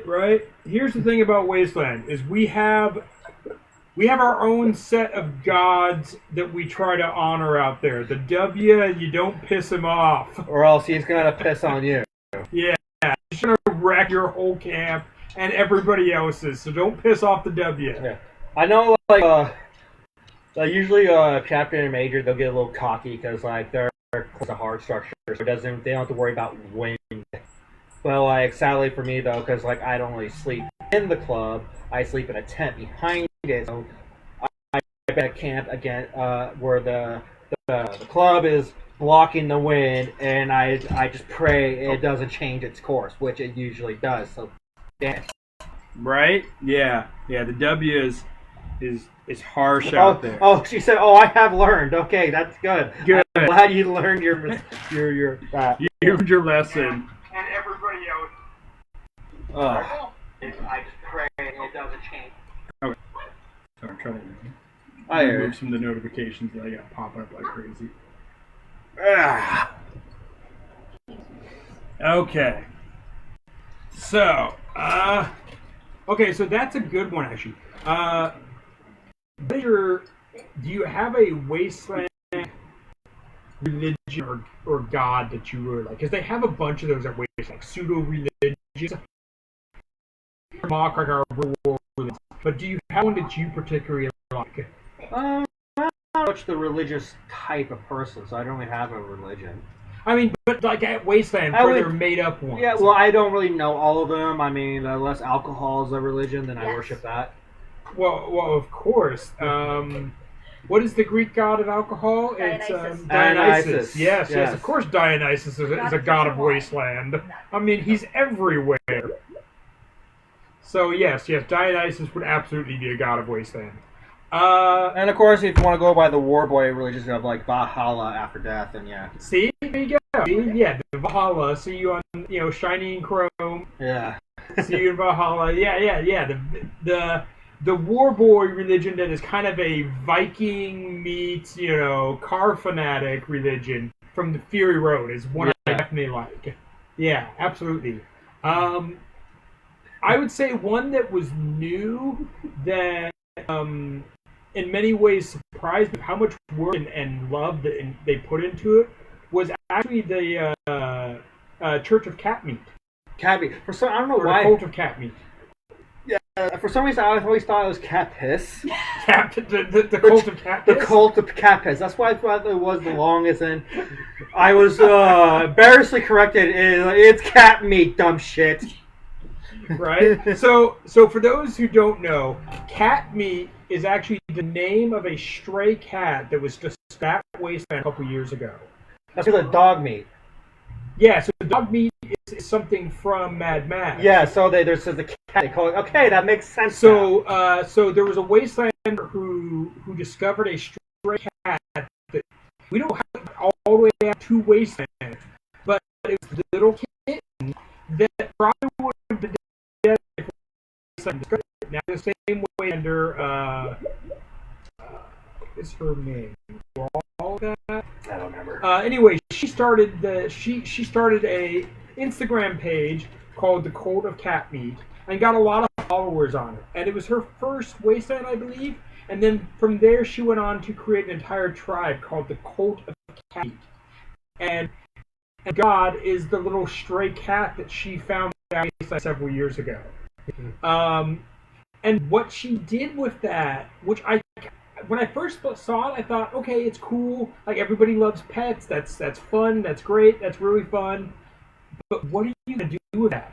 And what she actually ended up doing was, she ended up making it this Egyptian-based, like, pharaoh-type, cultic background, because Egyptians worshipped cats, of course.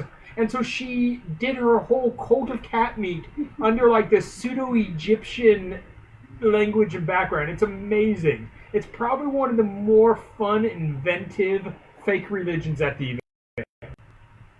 Yeah, it's definitely similar, but like again, for like maybe the first year or so, I thought they were saying catfish. So yeah, the cult of cat meat would be like would probably be my Wasteland religion. Yeah, I mean, I never really knew the whole background behind it, but that's actually a pretty cool tale. So, cat meat's that sounds like a pretty badass religion to follow, actually. Yeah, I mean, I'm not a member of the cult of cat meat. I'm actually I'm part of the House of Alice. Oh yeah, the Pope here. I'm the Pope of the House of Alice. Thank you very much. Yes. So another religion that we have at Wasteland is the House of Alice, and it is basically it was started by Grin, who is a character based off of like the Cheshire type mentality, and he based it around this idea that he found an Alice in Wonderland book and viewed it like one would view a holy book. And so based his whole life and his persona and everything off of it, trying to grab on that and hold on to something from the old world. And he always called himself a follower of the House of Alice, I think is how he put it. And, well, he put up this long post on one of the Wasteland Facebook groups, introducing himself and giving his character background. And for me, being that I've been at Wasteland since 2012, I read his description and I really liked this idea of this house. And so I on his post, well, if you're a follower, I'm the fucking Pope, because I've been doing this Mad Hatter Alice in Wonderland thing for longer. And he commented back with, okay, that works. And ever since then, I've been his Pope. And it started out with just him as the one follower, and me's the Pope. And over time, we've discovered other Alice characters who joined his House of Alice. And now we have our own like subgroup on Facebook. And when he created that, the first thing I did was go in and tell the group that I am the Pope. And they all went, okay, so I'm the Pope of the House of Alice. I designated myself Pope, so why not? I'm sure Catholic grandma is spinning in her grave learning that fact. You know, my Irish Catholic grandmother would not like me calling myself the Pope. Oh, damn. But that's what I like about the Wasteland religions, is that some people might look at them and get a little worried that because they're an atheist or they're not religious themselves, but they really are meant as a way to kind of bond people in kind of a funny mock religion type of thing. So they're not meant to be taken serious. They're meant to be fun. Oh, yeah. You know, the Red Right Hand would be a great example. Oh, yeah. They are a murder cult. Their whole goal is to take down really prominent bounty hunters and to make a name for themselves by being better than the bounty hunters because they took them down. And usually the Ghoul Crest is a huge target because that's full of like the elite bounty hunters. Yeah. So the Red Right Hand is another one of my favorite. They are a death cult. They're pretty badass. Like, I like their little outfit looks and like they say kind of, but yet they still have like a red glove on the right side or something like that. Yeah, definitely. Yeah. So I mean, there's some unique pseudo religions at Wasteland that I really enjoy. Awesome. Let's see. What a good fucking shit that has happened. Yeah, and everybody. Most random. Most random encounter. People I knew in Sacramento. Okay, so tell us about that. I don't know, just like a lot of people I knew from club scene, and they are like, oh wow, I did not know you come out here. Like someone who's usually at Death Guild and whatnot, and I ran into like, oh shit, that's cool of you to run into. I didn't know you were into that sort of thing. Well, he's not nothing big to tell, no big story, just like yes, that. Okay.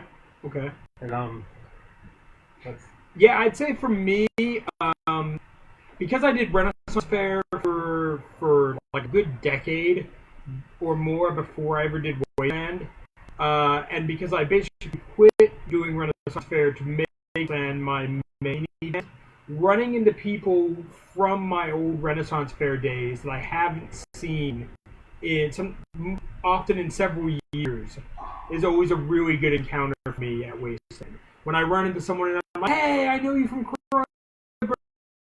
you're Spanish like 30 years. They're like, oh, what? Yeah, you still got the Renaissance? I'm like, I do all the time now. And they're like, oh, yeah, I really like this. I think I might do it also. And so those are some of my favorite encounters is running into people I know from the outside world who I didn't know, like the same thing you said, who I know would do their and sometimes I've seen it in a while. Yeah. Someone just asked where did I do my last DJ sets at Wasteland, and because apparently they were one of the few people that got one of my burnt CDs I was passing out, but apparently it didn't survive because I guess they sold their car and it was in the player.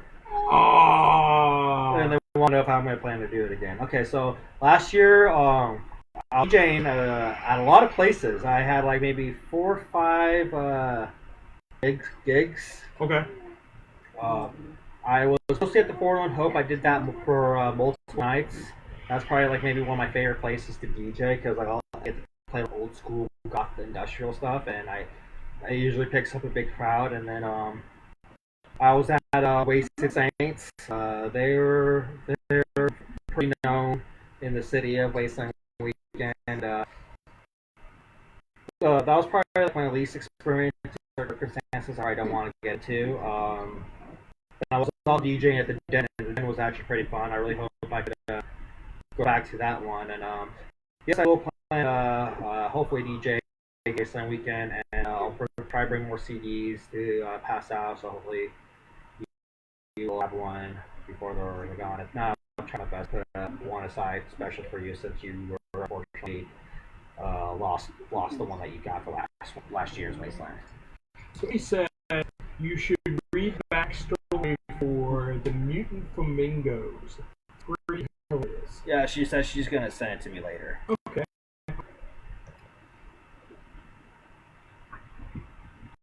Yeah, okay, so she was at the Forlorn Hope. Yeah, I was mostly passing out like an old school goth industrial set. I think she was it one of the ones written on the like vinyl one? Well, because like I had two. I had one that was like basically new industrial, and I had one like old school goth industrial. Okay. Because like Forlorn Hope, that's what I was mostly playing because I know that's the type of crowd I get when I play at Forlorn Hope.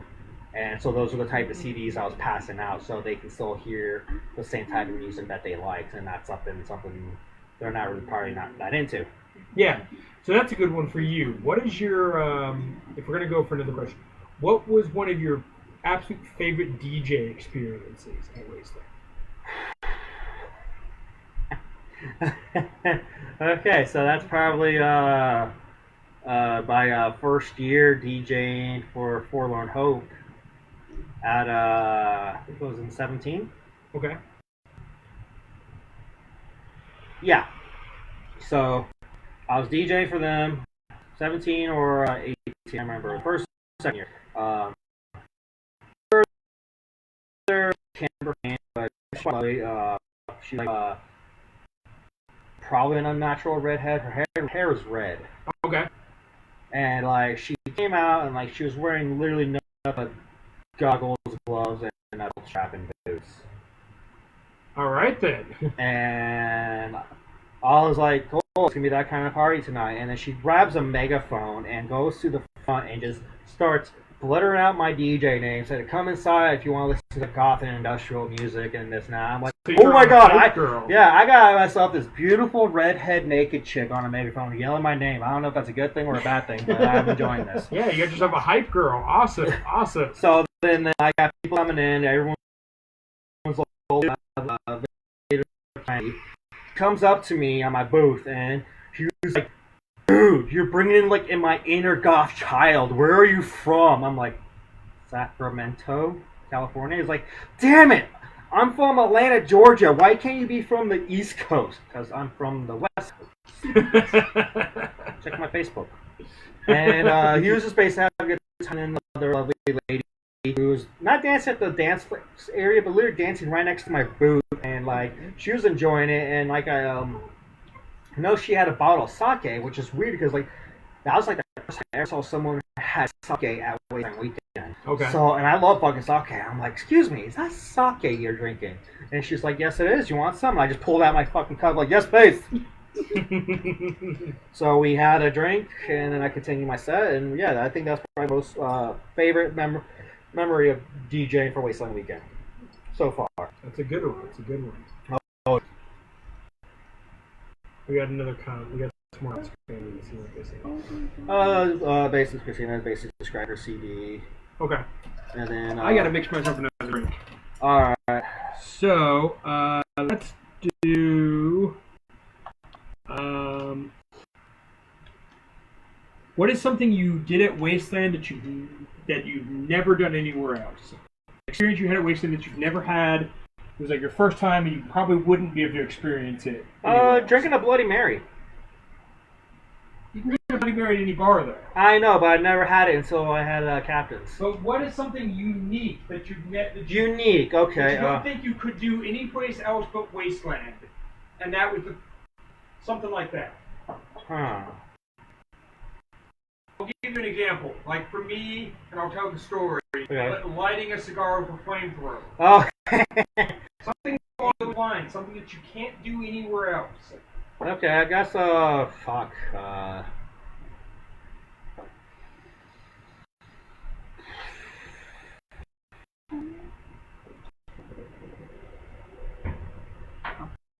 And are you really like seen a show you wouldn't be able to see anywhere else? Met someone that. What about Nathan Jones? Stolen a vehicle. Oh, yeah, Nathan Jones, and again, the guy Rectus, he's also a former wrestler. So that was how. What was your experience meeting him? Most, didn't really get to meet him like at the autograph station. I basically just saw him walking by, and I gave him a little quick hello. So yeah, I was actually a fan of yours back when you were a wrestler. I really liked what you did, and really hoped that you could have gotten a better push. And he pretty much agreed, but hey, that's the way of the business. So he said he was at least happy. He made a good impact. He got the tag team with Taker and whatnot. So yeah, I need him. The dude's fucking huge. Dude's like fucking like I think like 6'10", 7 feet tall. Yeah, so he's taller than you, which is rare for you, right? Very rare. Like I know there's some few people I could probably name at Wasteland that are taller than me, like especially Boss Cat. I think he's like the tallest motherfucker. Okay.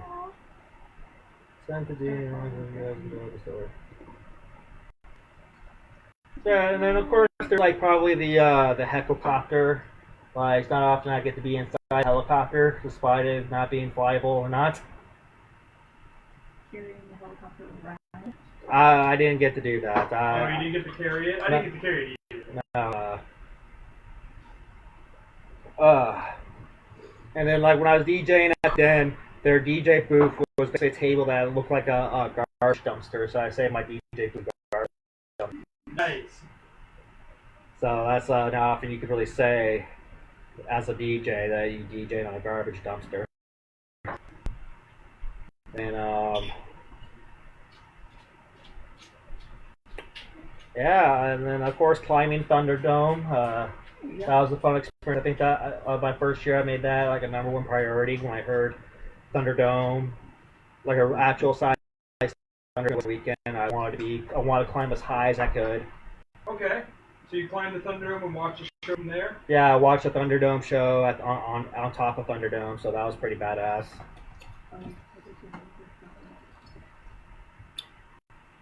Yeah. And then, like also DJing in the Mojave Desert. Yeah. How many people consider they've done that? Yeah, and I'm a slightly handful because there's actually a lot of DJs that way. Oh yeah, of course. Well, like definitely not every DJ has had an opportunity to do that. yeah, and I say I'm pretty proud. That's probably one of my big accomplishments as a DJ. But I got the DJ at the Wasteland weekend. That's always pretty awesome to do. And so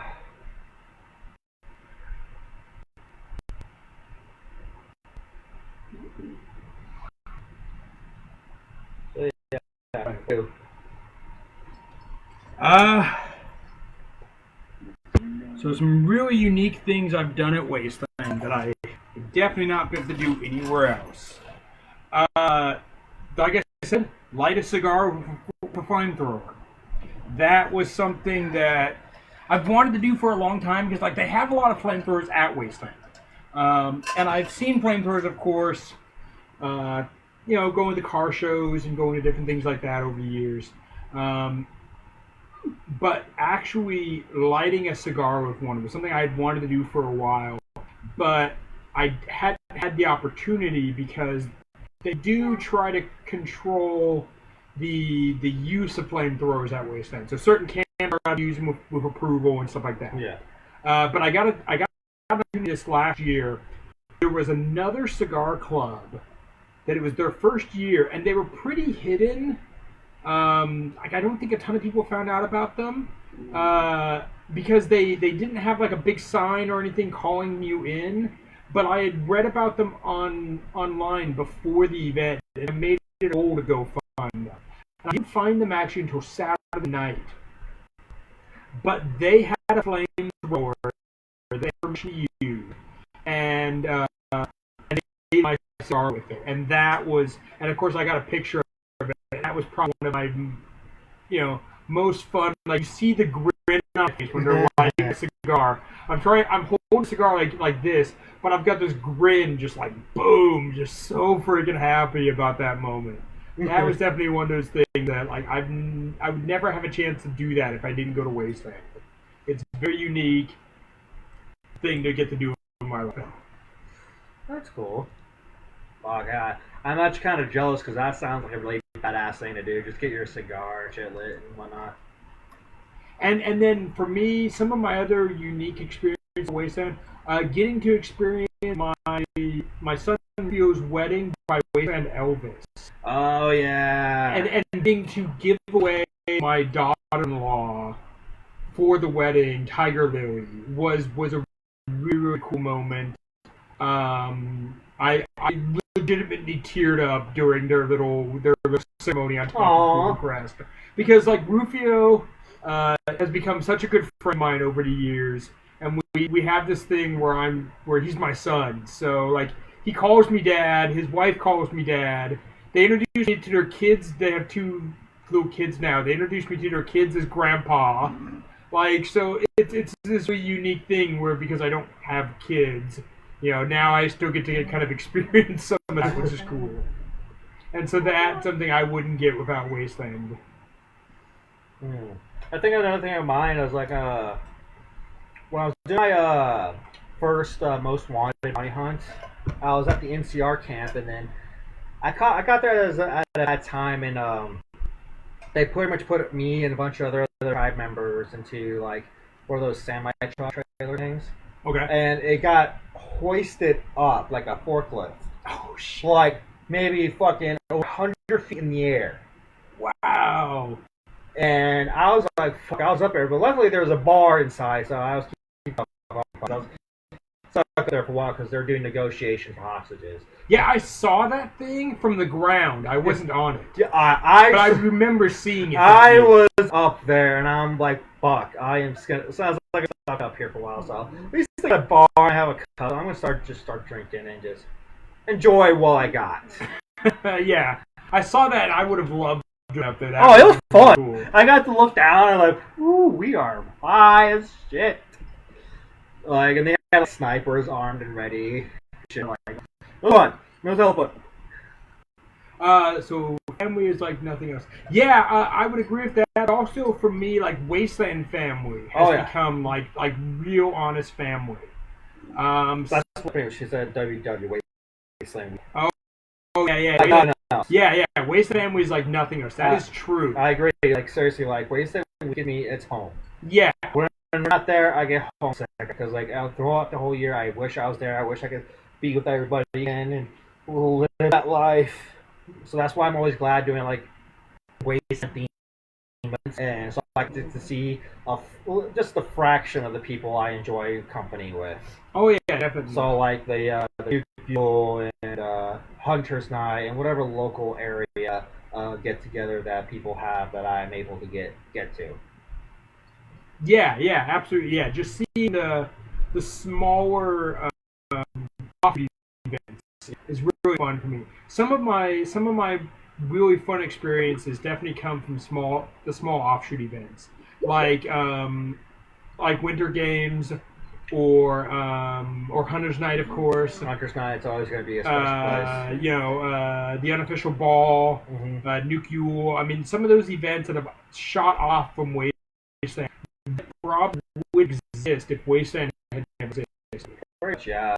Those are definitely some of my. I have some really fun, memorable moments, and some of those events are where like I've met somebody at Wasteland, and because everybody's so busy and everything's so packed and everybody's running around so much, you meet someone and you interact with them just a little bit, but then you go to one of those smaller events and you end up getting more one-on-one with the person, and you become better friends with them.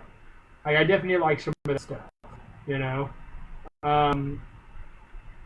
For example, I didn't know Corporal Punishment super well her first year, but then when all of us went to the Wastelanders Ball and her got hang out for a bit, we became better friends, of course. So little things that help build your friendship with people, we get a chance to interact with them on a one-on-one thing. You know? Oh hell yeah! Some of those offshoot events are great at that. Oh yeah. Also, just a quick reminder that you're feel free to welcome to give us a call so we can hear from you personally. Yeah, call my phone through Wasteland to Facebook Messenger. Yeah. And we'll put you on. We'll have to hear your voice.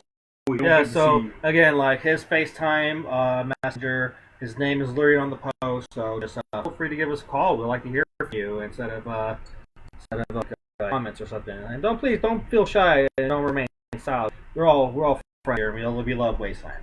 Yeah. Ask us whatever questions you like in the message boards, and we'll do our best to answer them. Exactly. Let's see. Well, I got a good story I can tell. Okay. Basically, how I officially met the Dead Men. Okay. Yeah. Tell us that. It's not probably the best thing, but it's so fun to talk about because I get a good kick out of it. So it was in 2017. I was playing the Commodore of the Crest, and they had me as door watcher. Okay. They had me with door watcher, and I have also Sticks, Bill. Yes. Okay. Me and him were both watching the door, making sure legit club members can only get in. If they look drunk, let them know so we can give them just water and shit like that. Sure. Exactly, et cetera. And so I went to the bath. I had to go to the bathroom real quick. So I let Phil know. So I'm gonna hit the portal real quick because it was just like across the corner. So I went over there. I'm in there doing my business, and then all of a sudden I'm hearing banging on the door. So I'm like, just a minute, I'm almost done. And I'm more banging. I'm almost done. Hold the fuck up. So then it just stops. So finally I finished up. I zip. I buckle. I'm all good to go. And then I open the door, and it was like 3 guys, gun pointing at me, and it was to the point where I had to quickly draw and like, what's going on there, fellas? and apparently they were. Someone told them that I was a traitor to the Ghoul Crest and whatnot. We're here to take you out or some shit like that. And I'm like, on a date? Mind you, I've been drinking. Yeah, of course. So so basically, I'm just also trying to tell them like, no, I'm not a traitor. I know what you're talking about. I'm loyal to the Crest. You know, let them make them know they vouch for me. And then here comes Major. He's like, "What's going on there, fellas?" And the guy who was later I met him as Murphy was this guy was we heard guy's actually a traitor. We heard he was a traitor to Ghoul Crest, and we don't like traitors and da da da da. I know it's all for lark. Yeah. And lore shit. So I'm going along with this. So I just heard a buzz. Oh, okay. So no, and the Major like, oh, he's cool, he's good. You guys can put your guns down and let him be. So they put the guns down and they gave me an apology. They said that I'm all fucking paranoid for the rest of the night. So every time I go to the bathroom, I already have my gun out and ready to go. So that was pretty. And it's kind of irony too, because like I got ambushed in that Porto, which is basically how the same way how I got my first bounty, because I ambushed my first bounty at a Porto. Yeah. So I guess that's karma for me then. But no, I got them back. I got the dead men back. Like we hit it off afterwards. We started drinking and whatnot. Then we come next year. I knew they were going to be at Ghoul Crest, like whatnot. And I was doing my bounty hunt. I found the guy who's basically leading the ambush. Okay. It was Murphy. Yes. Okay. So I'm like, ooh, here we go. So I grabbed him. He's gonna be at Ghoul Crest. He's always at Ghoul Crest. So I didn't catch him at Ghoul Crest. I also happened to walk past the main stage towards the Bikini Atoll, because that was the first year, and I was actually enjoying their karaoke and shit there. I ran into Murphy. And still, I have not been to Bikini Atoll. It's pretty cool. It's pretty cool. I ran into Murphy and another dead man member, and we were like, "Hey, dude, how you been?" We hugged. We had a good time. We were talking, and then like, this is the guy who was on my bounty list. So I pretty much played it out, like saying like, "Hey, dude, I'm going to be in a total drink. You want to drink with me right now?" And he's like, "Yeah, dude, I can take a drink. Let's go." And then we were walking, we're laughing, we're giggling. And then like, and then I pull out the wand. Oh, by the way, I got your bounty. And he's like, "What?" And I always love the price reveals. And then the other dead man is like, "Well, okay, hold on. If we're gonna do this, we're gonna do this the dead way and do gun roulette." Yeah. So they have their little magnet gun with the little spinny thing. Yeah. And there's like a little white bullet. Yeah, it's basically like it's an airsoft gun. Yeah. So basically, so they put one BB in there. Yeah, but it's not gonna really hit you. No. It's basically if you shoot it and it's that bullet, you're. So it was getting fucking close because we kept spinning, we kept missing, and then I finally got one, and then it missed. And then, okay, this next one's gonna be yours, dude. I already know it. So he was all worried because, like, fuck, it's his turn. It's been so many tries already. He got on his knees. I got on his knees, like, pull the trigger, pull the trigger. And he just like, damn it, shoot. And it was the bullet. And we gave each other hugs. He's like, why? And I'm like, no, I'm sorry, man. It's just business. Also, it's also payback when you got me at the Portos last year. And he's like, motherfucker, okay. And they gave me his sword as like a little mini reward to get his bounty. So that was a big hit. Like me and the rest of the dead men, we hit it off since then. So it was awesome. Someone just asked, what is the single most memorable thing out of all your years? That's fucking tough. Yeah. Because each year has at least a couple really great moments. If I were to pick, like, my number one, Probably that's gonna have to go to when I first got my gold Crest tie. Okay. Because pretty much if it wasn't for that, I wouldn't have this big layout for me for the rest of my Wasteland life. Yeah, definitely. That would make sense. Yeah, so that'll be my pick is getting my gold Crest tie my first year. My most memorable moment. I would say for me, probably the memorable one I talked about earlier. Mine was Hatter. Yeah. Was a very defining moment for me. Probably one of my more memorable ones would be once again being Hatter, but being on the main stage at Wasteland. 2014, I want to say it was. Okay, so that's like the year before me. Yeah, that I did. I was the announcer for the fire combat between Wayne and Attack, and I got to be their main announcer. That was probably one of my absolute most memorable moments of all of it. Someone's saying that I think he's having issues with the audio. Can everybody hear us properly? Please comment to let us know that you hear us fine. Or not. Just me. Is anyone else having issues with the audio? Yeah. Let us know. Apparently, there's some people who might be having problems with the audio. Yeah, we can't tell from our end or your end or what. And mind you, we don't have the most badass Stage. technological setup here. It's a very simple microphone and camera. It's pretty bare bones. So. Okay. Apparently, Herbert's also getting hiccup audio. Okay. So we might have a bit of an issue of audio here in a bit. Yeah, I don't know. Is it just that the audio is delayed, or is it not? You don't hear us, or you give them more information? Maybe we can figure out things. Apparently, all the internet connections are sticky these days. Oh, you know what? It might be just because of how much streaming there goes on, and they're buffering that on Facebook and stuff like that. You know what we could also do is we're using our Wi-Fi over our house right now. So maybe we could just plug in straight to the internet cord next time. Yeah, absolutely. Okay. We could definitely just wire plug in the laptop, and that would help with some of the delay instead of using Wi-Fi. Well, hopefully because of this issue, hopefully you can still hear us to where you can understand what we're getting at, what we're saying.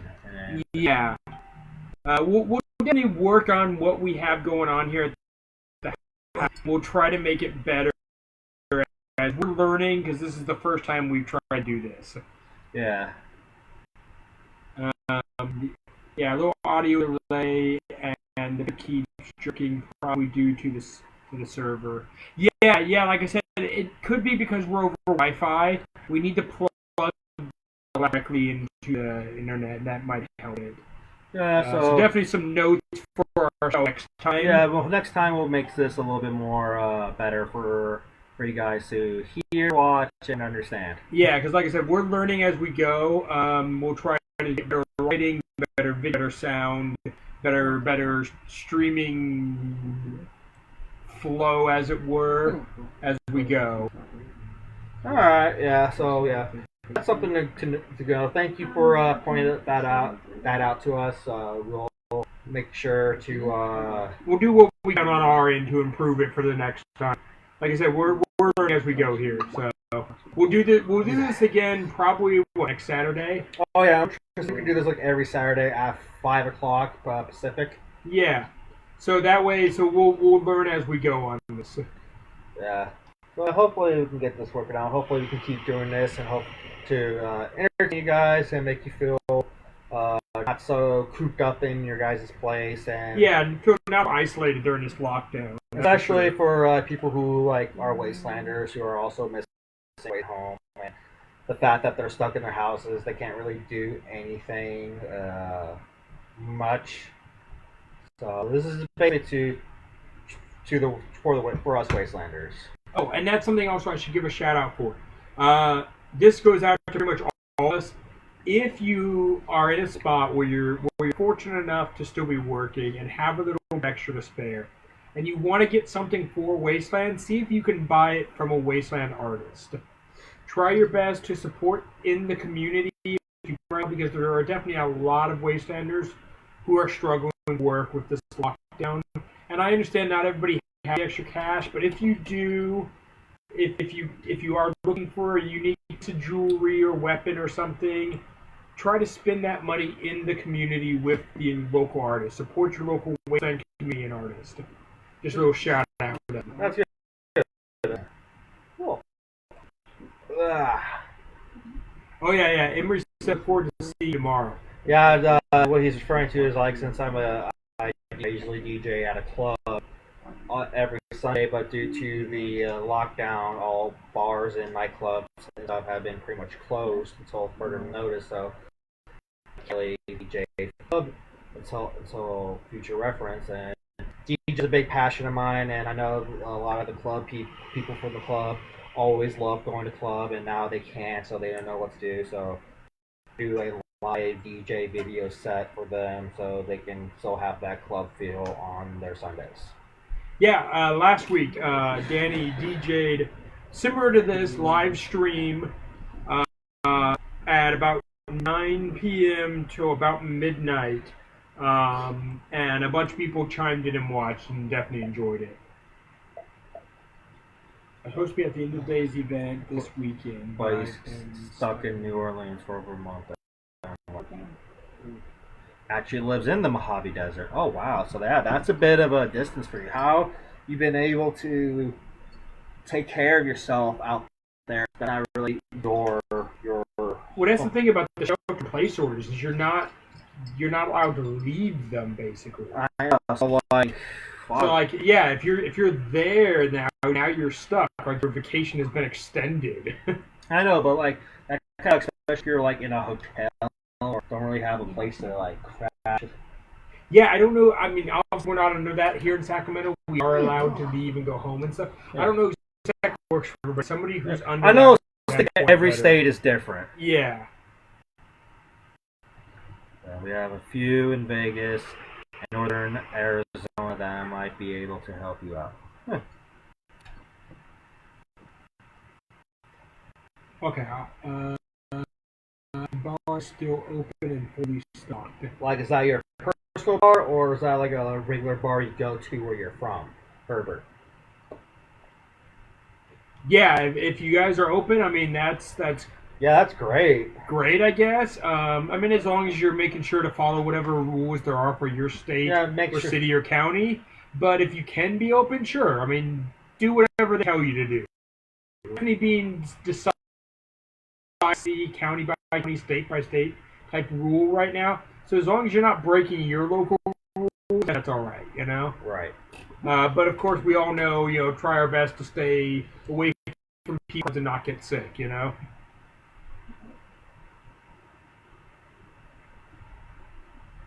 Oh, wow. I'm at my sister's house out here, thankfully, and my 7-year-old were only supposed to be here for a couple weeks. Oh, here, yeah, a couple weeks. So there, huh? Alright, yeah. I like it. Well, there's a lot of us here in tight spots, like me, for instance. Even though I'm where I live, but I don't have a job anymore.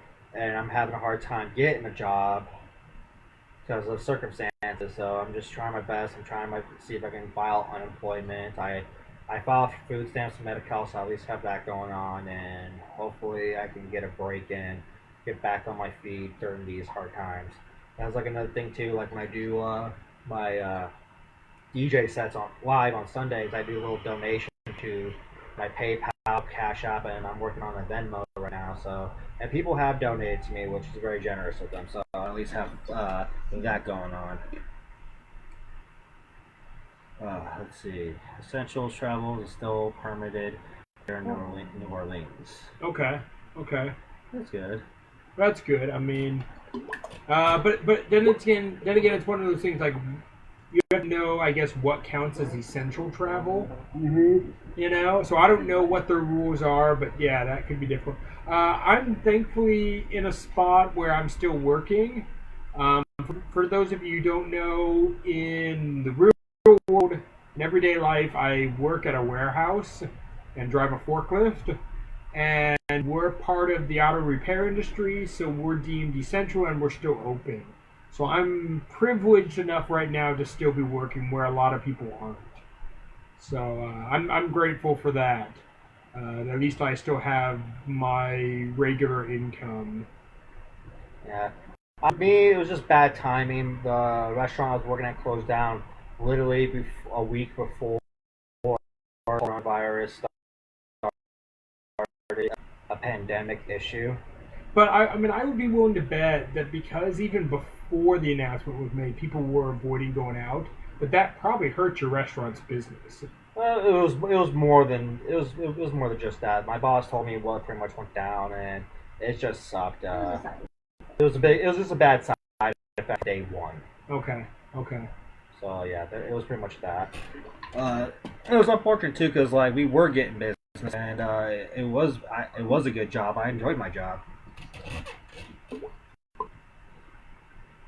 I have a friend stuck in Italy. She's been stuck there since 6 weeks. Oh wow. Oh wow. Yeah, that's gotta be terrible because I heard from what I'm hearing, Italy's like one of the worst places that has the coronavirus. Because yeah, Pretty hard, definitely. yeah. So hopefully, my friend will be all right. Yeah, hopefully they'll be able to. They won't get sick, and hopefully they'll be able to come home. Yeah, that's a big part of why we're doing this live video. It's just kind of to connect with all of our Wasteland friends and our local people that we don't get to see. I mean, normally here in Sacramento we have 2 different clubs that go on regularly, Necromancy and Factor 9, and so at least a couple times a month we all get as far as the goth community goes. And then also there are northern wasteland gatherings like the Nuclear or the Unofficial Ball or the Northern Camp. So the Northern California groups definitely make it a big attempt to get together. And of course some of those events have been postponed. Oh shit, we got and Adam. stuff like that. Oh, Adam! What's up, Adam? Axel! Hope you've been doing all right, man, during these tough times. We are lucky enough to be joined by one of our leaders of Wasteland, Axel. Thank you, man. Hope you're doing well. Hope everything is going well out there with the business. I hope we still get to do. Neotropis. Thank you. I was having a hard time with I've had a couple drinks. I hope we still get to Neotropis because I know it was postponed, and hopefully it still gets to happen because we don't know. At least I don't know if it's going to be postponed again or what's going to happen. Adam probably knows more than he can always say. Yeah. But that's fine. Hopefully we all get to attend that event. It looks like a lot of fun. Oh yeah. And hopefully you're doing well out there, Adam, in the desert. Of course, you're pretty isolated already out there in this area. You live out in the apocalypse already, so you out in the wasteland. You pretty much live the wasteland life already. Lucky you. Yeah, exactly. Also, you have all the pups on your property, so you could just like build a mini wasteland in your backyard. Exactly, like fuck, like. I mean, technically they do. Like I know I'm pretty much not going to be going to Neotropolis at least this year. You'll definitely for sure see me at this year's Wasteland. New build is amazing. Absolutely, I think it's important to get that contract even more video than this. Yeah. I would agree. Like, not to get too deep into it, but human beings in general are definitely social creatures, and we crave social interaction. And so to tell everybody like, oh, stay in your homes and don't talk to anybody, we're just like, we don't know how to do that. And some people are more introverted and might be a little more okay with doing that, and that's fine. They do that already. Even introverts sometimes have an inner circle of people that they like to contact regularly, and if they can't see those couple of people, it's still going to be rough on them. So even if you only have a small circle of friends, it can still be really tough to be like, no, you can't see them for several weeks, you know? And so, yeah, the internet is a big help right now for that. I don't know what we would do if this had happened in the 80s. We'd all be murdering our siblings is what we'd be doing.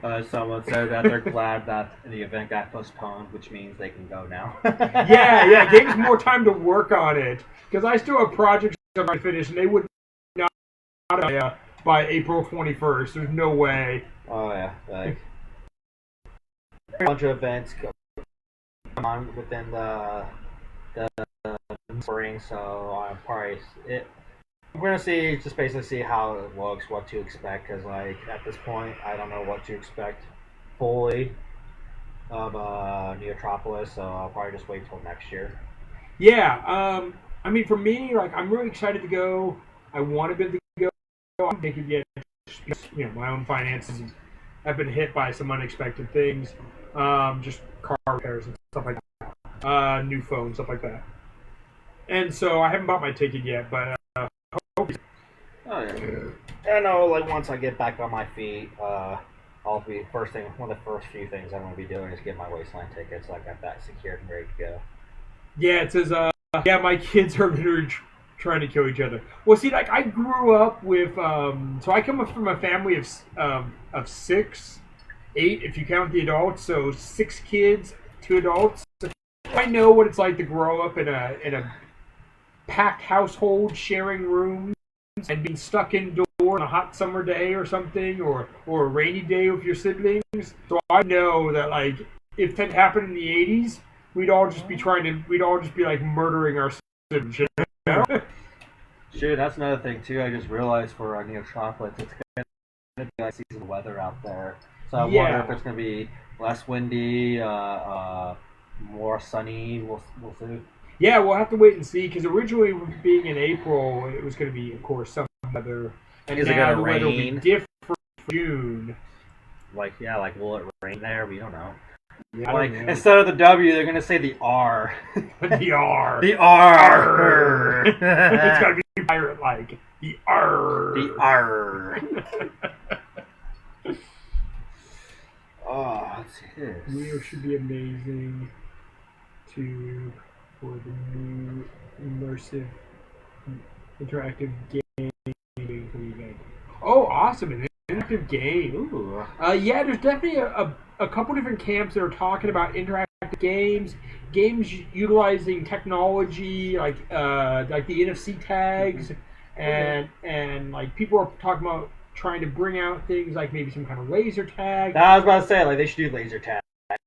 I mean, of course, have to be set in place, but yeah, I mean, the missions that will exist at Neotropolis that couldn't exist at Wasteland, I'm really waiting to see what those are. Because Neotropolis gets this advantage, of course, that it builds on everything that a lot of us who've been going to Wasteland for a long time have things that we love that we can interpret for this event. Whereas at Wasteland, some of those things took organically. We can kind of just take the same concept, make it themed for the new event, and just move it over, you know? I'll take the rain. Remember the forums for drama about potential of the rain last year? Yeah, luckily it didn't even rain out last year. It got, like, there was that one cloudy day. Yeah. Which was nice because, like, it was the coolest day during the day, and we didn't have to worry about the sun. Yeah. And the next day it was all sunny as fuck, and it got all W again. But the biggest have with the rain out there in the desert, for people who aren't, desert natives, if the only time you ever spend in the desert is at Wasteland, the rain in the desert is rough because basically everything turns to mud and everything sinks. Yes. So if it rains out there, be prepared for your tent to sink into the ground and fill with mud. Unless you can get it up off the ground on like a pallet or something. And if you don't know it's going to rain and you don't have a pallet ready, guess what? You're going to be sleeping in a mud pit. And that's something I worry about because I lived in it for a large part of my life, and so I know things like that. But I've never been ready for the rain at Wasteland. I've never brought a pallet with me and prepared for the rain, so even I would not be ready for it and do not want it to rain out there. Laser tag, yes. People literally being reponing organs. For the Neotropolis. Yeah, because that was kind of fun. The thing though, because like the thing that really interesting caught my mind, because like I'm a huge fan of this music called Repo the Genetic Opera, and I wanted to bring my grave robber persona out there. But then I heard this whole rule saying that you can't add characters from like movies and shit. It has to be something completely made up on your own. I'm like, well, fuck, I want to be grave robber out there. Well, yeah, I think that, I mean, we'll see how it goes this first year. It's definitely a trial run. We all expect the rules to change. Oh, yeah. For the second year. Yeah, basically, it's basically they're going to like figure out what works, what doesn't work. And yeah, absolutely. Yeah. So, I mean, they might allow more direct characters as long as it doesn't become too much like, you know, Boba Fett of cyberpunk, you know, type of stuff. I think they're trying to avoid that, or like cyberpunk something. Well, they could probably do something like they did with Wasteland, where they had their official Morton Joe, their official humongous type thing. Yeah, yeah. I mean, there are definitely a lot of people who want to do Judge Dredd. Yeah. People who want to do like characters from Fifth Element. Yeah. Blade Runner. Yeah, Blade Runner. They want to do the exact characters from Blade Runner, and I think that eventually they might kind of have to figure out how they want to do it. Yeah. I mean, I'm not keyed into any private meetings or any discussions, so I don't know. But I would like to think, just like we have Mad Max and Lord Humongous, that eventually we'll get some of those staples at Neotropolis. They just have to figure out how they want to rein it in so we don't end up with, you know, like I said, Cyber Darth Vader, you know? Oh, yeah.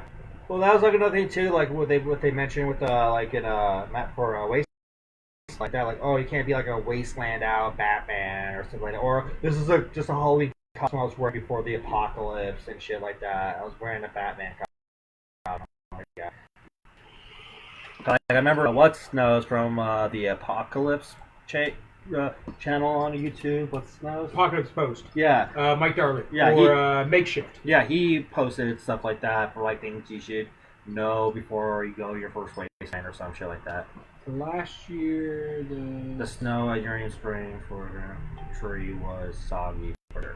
Yeah. Okay. So yeah, there you go. Uranium Springs had snow apparently. I've never actually been to Uranium Springs, so I didn't know that. But yeah, they had snow. Wow, that's yeah, that would be rough. Another thing too, I never been to like Uranium Springs or Winter Games like that. I usually just go to Wasteland Weekend and the side will get together as like Hunter's Night and get fuel and shit like that. Yeah, I would like to go to Uranium Springs. I'd probably have to fly because it would be like a 15-hour drive or something from here. Yeah. Because it's like a good 8 hours into the middle of nowhere in Arizona, from what I understand. And so even if you live in SoCal, it's still a good like 10-hour drive. And so from here, going all the way to SoCal first, it would be like an 18-hour drive for me. Pretty much, yeah. Like, so I'd probably have to fly.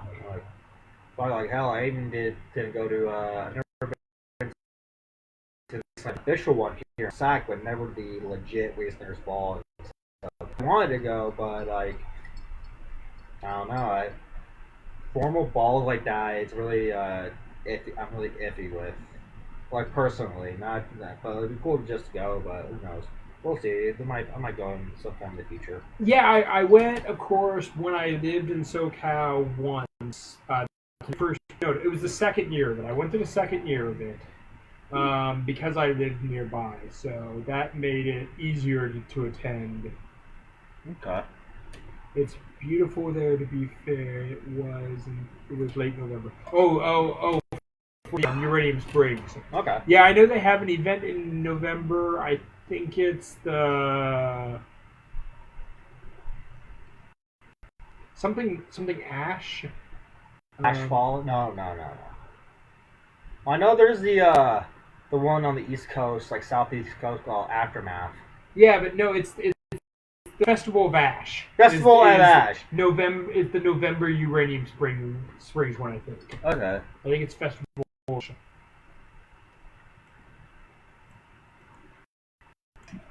Yeah, middle of the Painted Desert, 5 hours from where I live in the Mojave.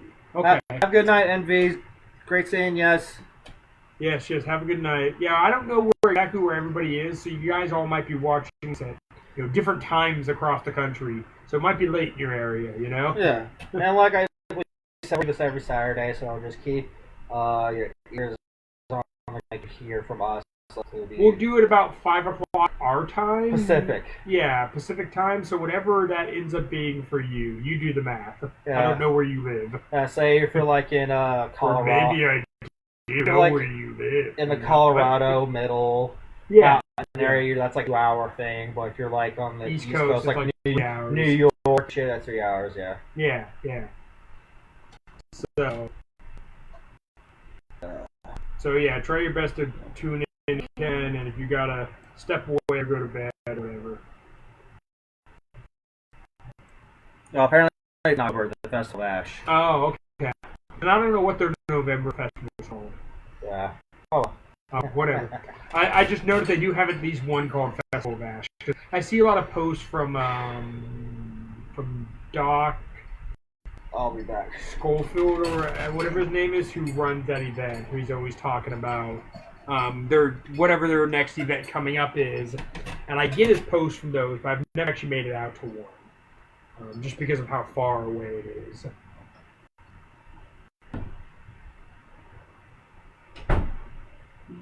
Just like you said, there's Aftermath somewhere on the East Coast. There's also Atlanta, in like Atlanta, Georgia, that I've never been to, just because they're not local to us.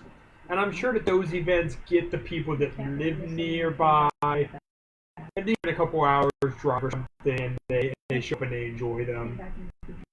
And I've seen posts, I've seen pictures, I've seen like TK go to them, or Misha go to some of our big event photographers, and they seem to really enjoy them. So they look like a lot of fun, but I don't know if I'll ever make it out just because of how far I'd have to travel. Wasteland, of course, I mean, yeah, it's the big event, and it's within, when I lived in SoCal, it was really easy, and even now, living in Northern California, it's still not that far to go. But some of the other events I'd have to fly to, and then I'd have to make sure I get all my camping gear on the plane. And a lot of that would just be a lot of work, so I haven't done a lot of those other events. Oh, yeah. I'd love to check them out someday. Yeah, if I had the means and the finances to try more of them, I absolutely would. Or like I said, if they were close, if that was my local small event, I would absolutely go to it, Oh, yeah. If I happened to live near where Aftermath happened, and that was my local small event, sure, I'd go check it out. Oh, yeah. Support your local shit. Support your local stuff. Support your local Wastelanders, your local community. Because that's where you make friends, and you realize, oh, you only live, the town over from me. We can build together and have all kinds of fun. All right, well, it's great hearing from you too. Please, I hope to see you next weekend. You have a good time then. Yeah, thank you. I have to scram. I need to clean the house. Okay, well, yeah, you go and do your chores like we all need to. We all need to, practice some good cleaning skills. Yeah.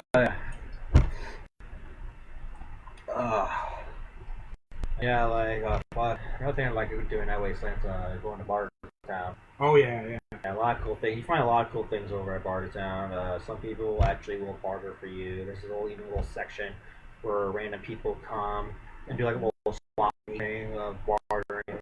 Yeah, it's really cool. Oh yeah, and then and of course they'll take what we call whole world money. money. Yeah. Yeah, so basically that's just regular cash or some people, if they have the proper online connection, they will take card.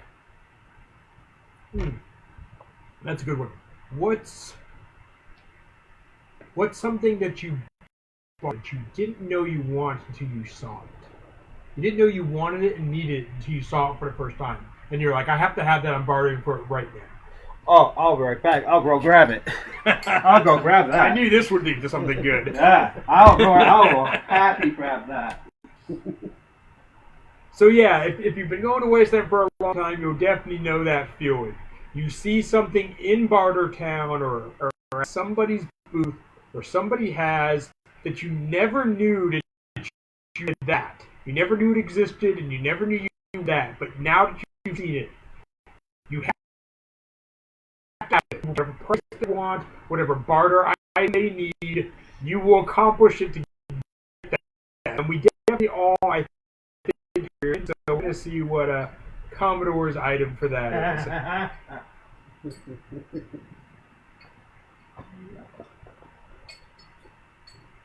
Alright, let's see. Alright, so I got two things I'm going to tell you about. The first one is this. Okay. So, not for those who don't know what this is, it doesn't really work anymore, but at the time it was one of those little ice pack cooler things that you just put on the back of your neck. Well, you could open it up and replace it. Well, I know that, but yeah. Like, I haven't got to that yet, but that's basically what it is. And it was just, one day I was walking around in Bartown, it was just so hot. Yeah. Like, it was probably like one of the hottest days of Wasteland, and I saw a dude in Bartown who was selling these. Okay.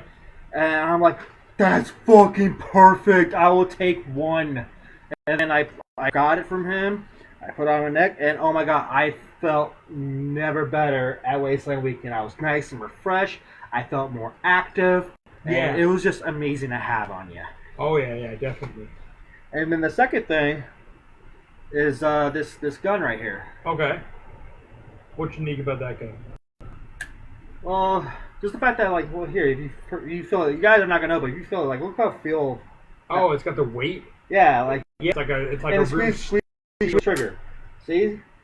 Yeah. It's got that nice feel of yeah, it feels heavy like an actual gun would. So yeah. It's got like the real weight. But it's not a real gun, mind you. Yeah.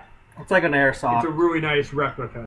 Yeah. So, like, I saw that, and I didn't know. I thought, like, there's no way this guy's gonna accept the bar that I have off for guns tonight. And he took. I got this from him. I got a nice little van brace, a spiked armored van brace from him that was inspired by one of my favorite Borderlands characters, Torque. If you know who Torque is, he's basically Mr. Hercule Satan from DBZ. It's even voiced by the same guy in the same voice. Okay. So I got that and a nice thick blanket because that year I forgot to grab my blanket and I woke up feeling I was going to die of hypothermia. Okay. Yeah. So I had just for shits and giggles see if someone so happened to be bartering blankets. And luckily enough, the same guy who I got this from was bartering blankets. So I basically traded like a machete and sheath, a armor knee pad, and like something else for this gun, the blanket, and the van brace. And like, wow, I did not know I was going to accept that barter. That was fucking sick. So yeah, that's like one of my favorite weapon props. I have my pistol whip. I call this my feather duster. It used to have more feathers on the end of the handle, but it got a little bit torn off a bit. But love it. I'll probably add more feathers on it. My chore involves building another drink. I'll be recommend for bartending. What do you mean by recommended bartending? Like something you want us to say you should drink, or what we should drink, or drink at Wasteland, or what? Give us a little bit more details, Herbert, because I actually am curious about that question. Oh, nice! Holy shit! Oh. Damn. Dear fucking Christ! Oh. Is they ever gonna see the whole thing on the camera? Dear Lord, this thing's Yes. a big ass fucking musket. Okay, so this did not start out quite this decorative, but the musket that lies underneath this is a gun musket toy from like the 1970s. That is a full replica of a Civil War musket. What was the name of that one gun that And was? you can see here it used old belt caps that landed right here. You can see right there. You can pull the trigger. And so this is one of those things. And I found this. Where did I get this? Right I think this was at like a smaller event, maybe Winter Names or something. Okay. They were selling just the bare toy. And then later on, I added stuff to it. But this particular musket gun, I never knew that I wanted one so badly until I saw it and was like, that's mine. I have to have that. Right now, I will pay whatever price it needs to be mine. Take off my caps, you know? And then I added a hatchet bayonet for it, just because I really like the idea of a hatchet bayonet as opposed to the standard knife one. Oh yeah. And of course this is a prop. You know, it's plastic and painted to look really nice. And an old belt for my shoulder slitting on it, which I still need to reattach. It came off. Dude, that is just fucking sick. I love it. This is one of my favorite. This is like my favorite Wasteland weapon. Dude, you should wear that out there more often. Like, I don't think I've ever seen you have that out there. No, you've never seen it? No. I've always seen it in your room, but like, I've never seen you bring it out to Wasteland and carry it around. Like, you'd be total badass with that fucking thing out there. Right. So yeah, basically, what they're saying is recommended for bartering. Okay. Yeah. What is good to bring for barter? There you go. Well, pretty much it varies on the person you're bartering with. Everybody's different. Everyone basically just bring something that can be very creative, like shit like that. Things like this, something that could be creatively useful for being Wasteland. Some unique, cool like weapons, armor pieces, trinkets. People like trinkets, decoratives. And whatnot, and just basically whatever comes to your imagination. I remember one year I got this cool item I bartered for. It's like this leather thing that you strap onto your belt, and it's like a little holster. Instead of like a gun, it's for a beer can. So you can stash your beer in this leather holster, and it was just fucking amazing. And of course, there's that. That thing's fucking heavy, though. It is. See, I can understand why you don't really bring that one. That one's got some weight to it. Well, I brought it every year that I lived in SoCal because I was close enough. But like this last year, we had space in the people I was carpooling with. Okay. So I ended up leaving this behind and bringing more canes. So for those who don't know, this is my axe cane axe. Is after the Mad Hatter 10-6 tag, except for it's kind of we got Pig watching backwards because it's actually supposed to be. It was supposed to be the tag upside down, but the person who made it didn't also make the numbering upside down. So it should have been an upside down 10 and an upside down 6.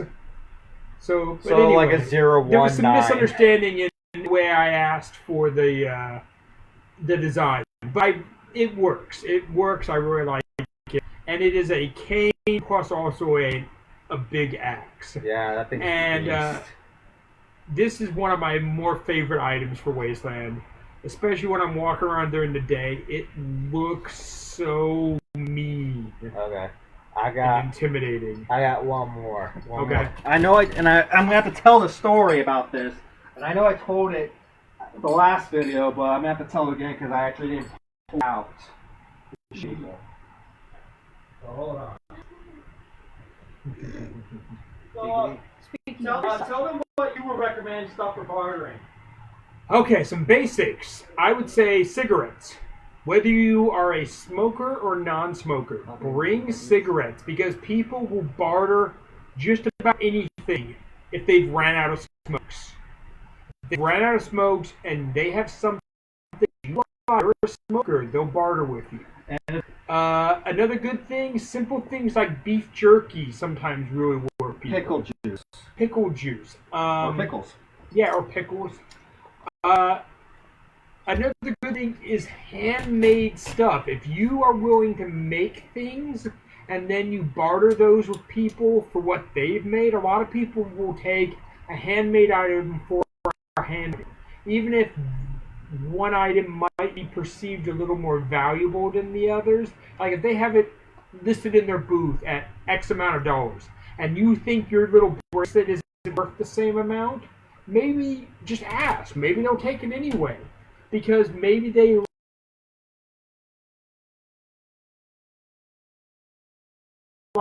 or they might turn around and put your bracelet or necklace or whatever up for sale, but then make a little bit off of it, you know? Yeah. I think apparently I noticed, especially last people were bartering. I was not expecting this, but people apparently were bartering fucking White Claws. Yeah. Oh, someone knows. She put lighters. Yeah, lighters are lighters. important. Bring extra lighters. Yes. If you are a smoker or non-smoker, bring extra lighters and extra matches. People will barter you for those things. Absolutely. So here's basically my next favorite item. That wasn't really a thing I bartered or anything, but something that was given to me. Yeah, I straight up paid somebody to make Yeah. this. A weaponsmith at Wasteland. So yeah, this beauty. So there's a story behind this thing. How it's called the Baron made me. For those who don't know who the Baron is, he's basically a Wasteland celebrity. He helped build Wasteland. He formerly ran the Skullduggers and runs Mushroom Cloud Lounge, and yeah, he's one of those Wasteland's royalty. Great guy, real fucking great guy. So this was 2018, the first year Ghoul Crest. We were technically Ghoul Crest. We were called Vault 77, and we were hidden. We had this whole quest thing where you had to find us. And basically, we were technically, I mean, it's no secret now because we weren't well hidden. You can easily see us, but like lore-wise, you had to still earn your way to get in. We were camped right behind the Mushroom Cloud Lounge, which is basically Skulldugger's camp. So it's literally the night before the first official day of Wasteland Weekend, and we just finished the captain just finished the flooring of our second floor of our club, and we pretty much called it for the night, and we were just gonna finish the rest because we didn't have that much left for the morning. So we pretty much just stood up at the second floor, had a cigar, watched being pressed on the main gate for tomorrow. And saw the big fucking line of car lights going out across the desert. So we were enjoying ourselves, we were talking, we were pretty excited how this is all going to play out for this year's Wasteland, because it's something really new. We didn't really ever camp in the main city like this before. So we're wondering how it's all going to play out for us. So, and then all of a sudden here comes the Baron, the new leader of the Skullduggers, Mickey Bang Bang, and a couple other Skulldugger tribe members. They came up to say hi. They came to the second floor. We chit-chat, we bullshit. We had a good time. And then after a short while, they decided to leave and finish what they're doing and probably go to bed for the rest of the night. I don't know. I kind of stepped aside and did my own little thing on the second floor. But like after a while, I noticed that the Baron, I guess he was, I'm gonna say he was intoxicated, like drunk, and he was having issues trying to walk down the stairs. It's because we didn't put the hand railing down. It was all like, do I go down? Do I go down? Like a cat getting ready trying to jump onto a bed or something. Do I jump? Do I jump? I don't know. I don't think I have the right footing. I don't know. So, Captain, Major, and I think a little bit of me were kind of teasing him, saying, "Oh, do you need help going down the stairs? Do you need a handrail? Do you need us to hold your hand?" Kind of shit. And they were just basically just joking around, to have a little laugh, nothing, no harm by it. Eventually got downstairs, and the Captain Major got downstairs, and I was like the last person upstairs, just finishing my cigar, watching the fire, and just enjoying my night. All of a sudden, I felt a huge whack on my right arm, and I turned around because I thought someone was trying to give me like a little smack hello from behind that like slipped up behind me. But I turned around, there was like no one there, and then I hear a thud on the floor, and I look like an open can of like down, it hits the ground floor. So Mickey Bang Bang grabs it, picks it up, and I put my knee down, extend my arm, like, "Hey, can you hand me that beer? I think it was meant for me because it got thrown at me," kind of shit. And little did I knew at that time was that the Baron grabbed the beer from Bang Bang and threw it at me from the ground floor to the second floor. Like I don't think he was aiming for my arm, but he was aiming at me. I didn't know why, but at the time I didn't know that was his intentions. And then all of a sudden, when I had my arm sticking out, the Baron went and grabbed my hand and yanked me down. And reflex happened because I'm not gonna try to fall off a second story building. I laid my body flat onto the floor, but my whole arm from the edge of the wooden steel lashed from wrist to armpit, and to the point where I was kind of bleeding and skin was coming out. So he finally let go, and he started like goofing around. Also, okay, he's definitely drunk most likely, and he's probably just horsing around. Okay, yeah, it's Wasteland, whatever. And then like the thing about me is like I got anxiety, and then like I just realized like I just almost fell off a second story building. I'm not afraid of heights. I'm afraid of falling from heights. You say there's a difference in that. Like, I can be in a high area and feel fine, but I feel like I'm gonna fall, I'm gonna freak out. So like, and there was that moments like that where like I almost fell. So yeah, I'm gonna freak out. So at that point, I was like, okay, I'm gonna go fuck off. I can't be around people right now because I'm about to fucking have a panic attack. So I walk downstairs. I see Corporal Major just looking at me like, "Dude, are you okay?" I'm like, "Yeah, I'm just gonna go fuck off for a bit. I'll be right back." And I just blitz out to the back door, went to my tent, grabbed my emergency stash of beer, and then walked out like maybe 50 yards from the club, and just stared at the moon and drank my beer. About 2 to 5 minutes happened, and the Major came up behind me and asked, like, "Dude, are you okay, man?" And I'm like, "Yeah, I'll be okay. I just gotta not be around people right now. I'll be fine. Just give me a bit." And he was like, "Oh, okay then. Well, if you need anything, just let us know, man. Okay." I'm like, "Sure, okay, no problem." So he left, and then I'm standing out there, I don't know, half hour, 45 minutes. So finally, I felt relaxed enough to be around people. So I turned around and I started walking back to the club. I went inside, and a couple of the duggers approached me, and they're like, "Dude, Corporal just fucking chewed Baron's ear out when she found out what he did." I'm like, "Wait, what? Why? It wasn't that big of a deal. I wasn't mad or upset or anything about it." I'm like, "Yeah, well, that's what fucking happened." And like, here comes Mickey Bang Bang, and he was like so apologetic towards me. He was like, "Dude, I am so sorry that happened to you.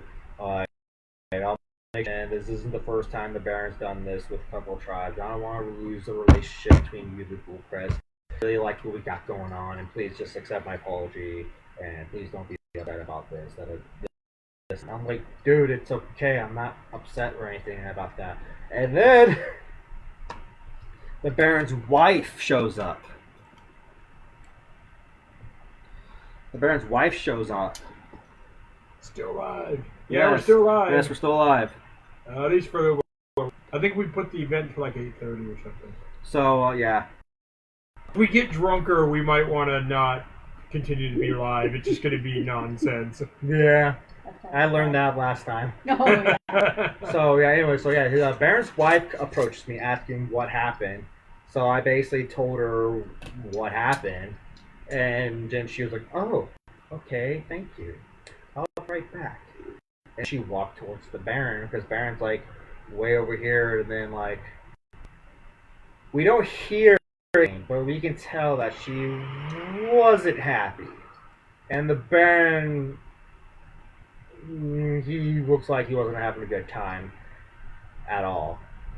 So I'm like, oh shit, I think he just died twice. I think I'm just gonna go to bed. Call it a night. I'll see you all in the morning.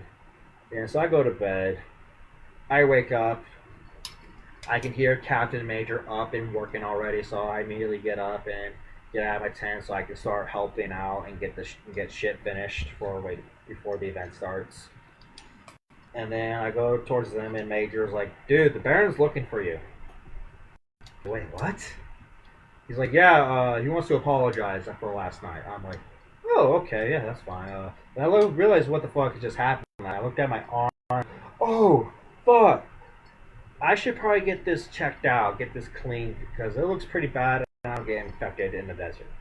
So I go out there to the med tent. This was the first time I had to go to the med tent, by the way. And they pretty much wrapped my arm up like I was a fucking mummy.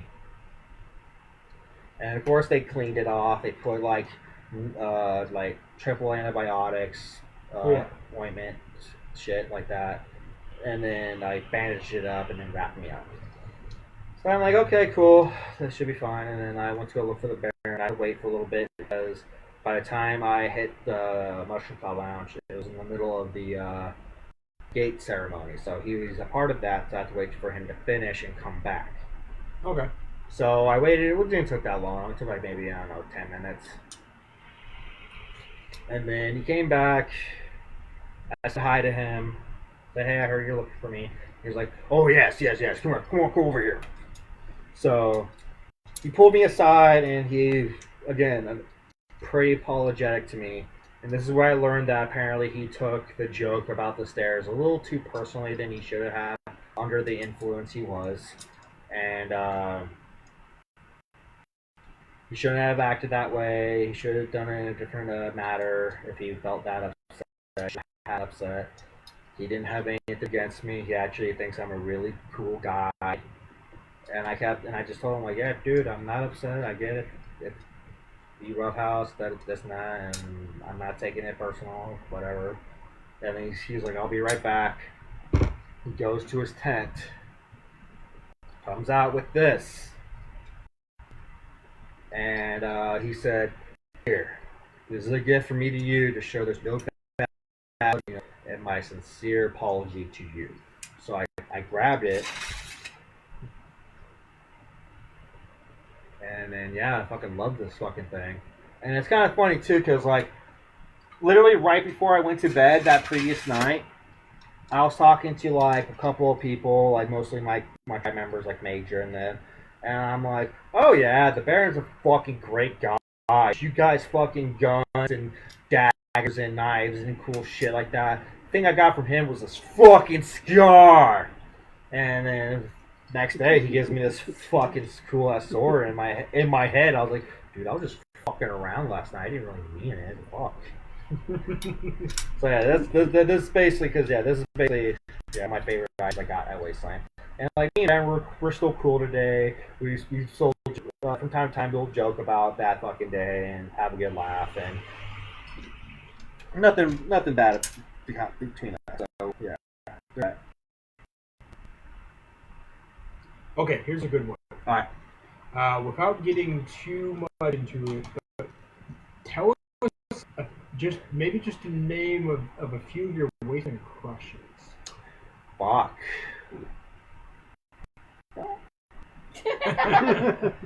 Now remember, Wasteland Crush, as I've defined it on Wasteland Weekend, can just be a Wastelander that you really, really admire and look forward to seeing every year and brings joy to your face. It doesn't matter the gender, it doesn't matter the status of their own relationship, just someone who you think about seeing and hope to see every year counts as a Wasteland Crush. That's how they've defined it on Wasteland. So.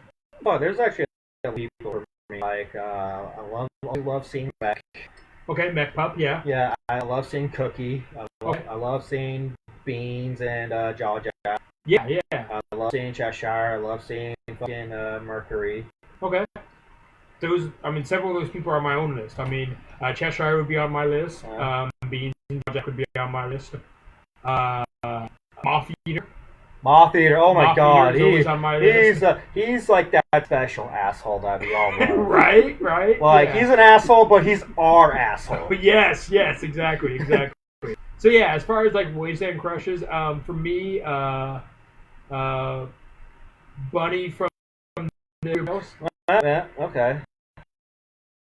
Seeing her, love seeing her, want to get a big hug from her. Rosie Newhart. Mm-hmm. She does an elite guard. I don't know what her Wasteland name is, to be honest. I always call her Rosie because I know her by her first name. So anyway, but she does like an elite guard a lot of years. I always love seeing her and giving her a hat. Even in my own tribe, like Wiley is one of my tribe mates who just gives these really amazing hugs. Oh yeah, Wiley is pretty awesome. I can't remember her Wasteland name, but I think her real name's like Deanna.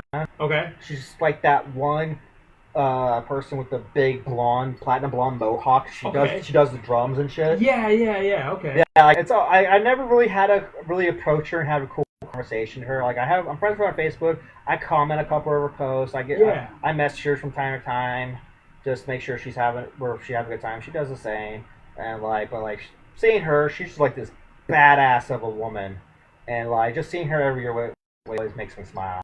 Yeah. Yeah, exactly. So yeah, that definitely works for like a Wasteland crush. We got fuck. And of course there's a bunch of other people from other camps. A couple of my friends from Dead Crows, a couple people from Dustwalkers. Okay. Like Papa Bear and Papa Bear. Jeffrey. Yeah, Styx. I fucking love that dude. And Alice. Alice, yeah. I always love Alice. Fuck. Or Fable. Fable was her Wasteland. I can't remember his Wasteland name, but he always cooks for us at Hunter's Sign. Oh, yeah. Judas. Yeah, Judas. Yeah. He's an amazing fucking cook, too. He's such an amazing cook. Amazing fucking cook, and he was generous enough to let me call dibs on the cheek part, because that's like the part with the most meat. Yeah, he did like that full freaking pig head. Yeah, I don't know. Hunter's Night. Oh, it was so good. So good. Yeah, and of course his wife is like, fucking Paul and his wife, they're from Canada, and those that made our Ghoul Crest flask. Oh, okay. Nice. Yeah, and that's another story right there, how I met him. That was flask. Yeah, so basically it was, 2018, we were in the main city as Vault 77. Yeah. And I was wandering around Bartertown, and I was looking around things for like, major captain and corporal, because they were just so tired, dead beat from fucking the previous night. They just want to stay in the camp and just rest. Mm-hmm. So I asked them, hey, is there anything particular you guys looking for at Bartertown? Like, keep an eye out for something. And, like, apparently, Captain forgot his shirt for his outfit, so I had to look out for like a button-up shirt to use. Okay. Can't remember what Major wanted, but Corporal was looking for, like, of course, like knives and. She's always looking for knives. And just something interesting for something that could be used for like the club. Okay. So of course, like, okay, War Mart's here this year. I could probably easily find a fucking button-up shirt. So I find a bunch of shirts for like $1 to $1 pile, and like they're like different sizes, but they're different shapes. Like one looked bigger, but it was a smaller size. Okay. So I thought that was weird. So like, fuck it, I'll just take all of them. They're $1 each. Fuck it. So I got those, and then as I was heading back, I came across this booth and came across All Done. Yeah. He made things out of wood. He made things and whatnot. And is that a flash behind? I think it's up in the cabinet or something. I don't know. I'm not seeing it. It's probably up in the liquor cabinet. Oh well. Anyways, I see these cool looking fucking flasks. Yeah. And they had like logos on it. One of them had like Vault logos. And I'm like, dude, this would be fucking kind of cool for Crest to have. And like, yeah. I told him, I'm like, I was asking more about them, and like, and I even out of curiosity see if he makes custom ones. Like, ooh, maybe we can get like a Vault 77 flask, or eventually maybe a Ghoul Crest one, so we can have Ghoul Crest flask. Yeah. So like he said, yeah, he does custom shit. Like probably not right now, but he can mail it out to you. So Yeah. I'm like, cool, that's perfect. I'll let my camp know. So I gave Captain his shirts. He tried on. He picked out the one he liked best, that fit him the most and looked good. And then I was telling Corporal about the flag. And she was very, even though she doesn't drink, she was curious about. And I took her to them. They hit it off and got information and whatnot. And then the liquor cabinet, probably. Yep. Fuck, what did I do with this? Oh, it's probably in my jacket, my Wasteland jacket. Where is it? On the floor or on the bed. Got it. All right. Somewhere. It's in the chest. Should be in the chest pocket on the left side. All right. So yeah, so we got the information. We hit it off pretty cool. He's a pretty nice guy. And then come the next Hunter's Night, we were helping Captain and them set up for Hunter's Night, and then I see this on the bar. And I was like, oh shit, you guys got the flask. This is fucking awesome. I thought this was the only one. Apparently they got like multiple ones for the exclusive tribe, and apparently the one I just grabbed was mine. They left it out so you could see it. Yeah, so yeah, Captain's like, yeah, dude, that's yours. And I'm like, oh shit, this is fucking awesome. Thank you. So yeah, this is like one of my favorite Ghoul Crest items. And like, there's other things like this is you don't earn. This is just something that's just for like actual tribe mates who and whatnot. At least that's what I'm led to believe. Well, I mean, it's definitely not for like the staff, because like Mafia and myself didn't get one, and we're both technically staff. Yeah, so I think it was just like something for like Major, Captain. But I'm super jealous of it. Oh yeah, I fucking. I'm super jealous of it. I would love one. Oh yeah. Super jealous. I fucking love it. I wasn't expecting to actually them you get a Ghoul Crest one. I figured they would get a Vault 77, especially with the door one. I know there was like something. Oh wait, there's something. There we go. That people do earn for Ghoul Crest for like if they're in the tribe for multiple years or the club for multiple years. Like, of course, there's the tie. There's the Fallout Vault Boy clip. Oh yeah, I have that on my tie right now. And then here's the Ghoul Crest 3rd year pocket watch necklace. Yeah, that's the Vault Boy tie clip. So for the 4th years is a Crest flip lighter. Yeah, I need to get that still. I didn't get one this last year. Yeah, it is, and I love this thing too. This is pretty badass. Alright, it's past 8 o'clock.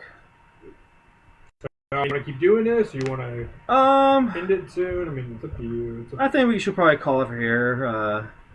Doing this about 3 hours. Yeah, save everything else for the next episode, and we can plan out better, work on our audio, and we'll internet stream, and come up with a list of questions, the stories, yeah, definitely, etc., etc. So thank you so much, everybody who came on and watched this. It means a lot to us. Hope you all had a good time. Thank you to our guest callers, Emissary and Captain Stranded and Major Impact.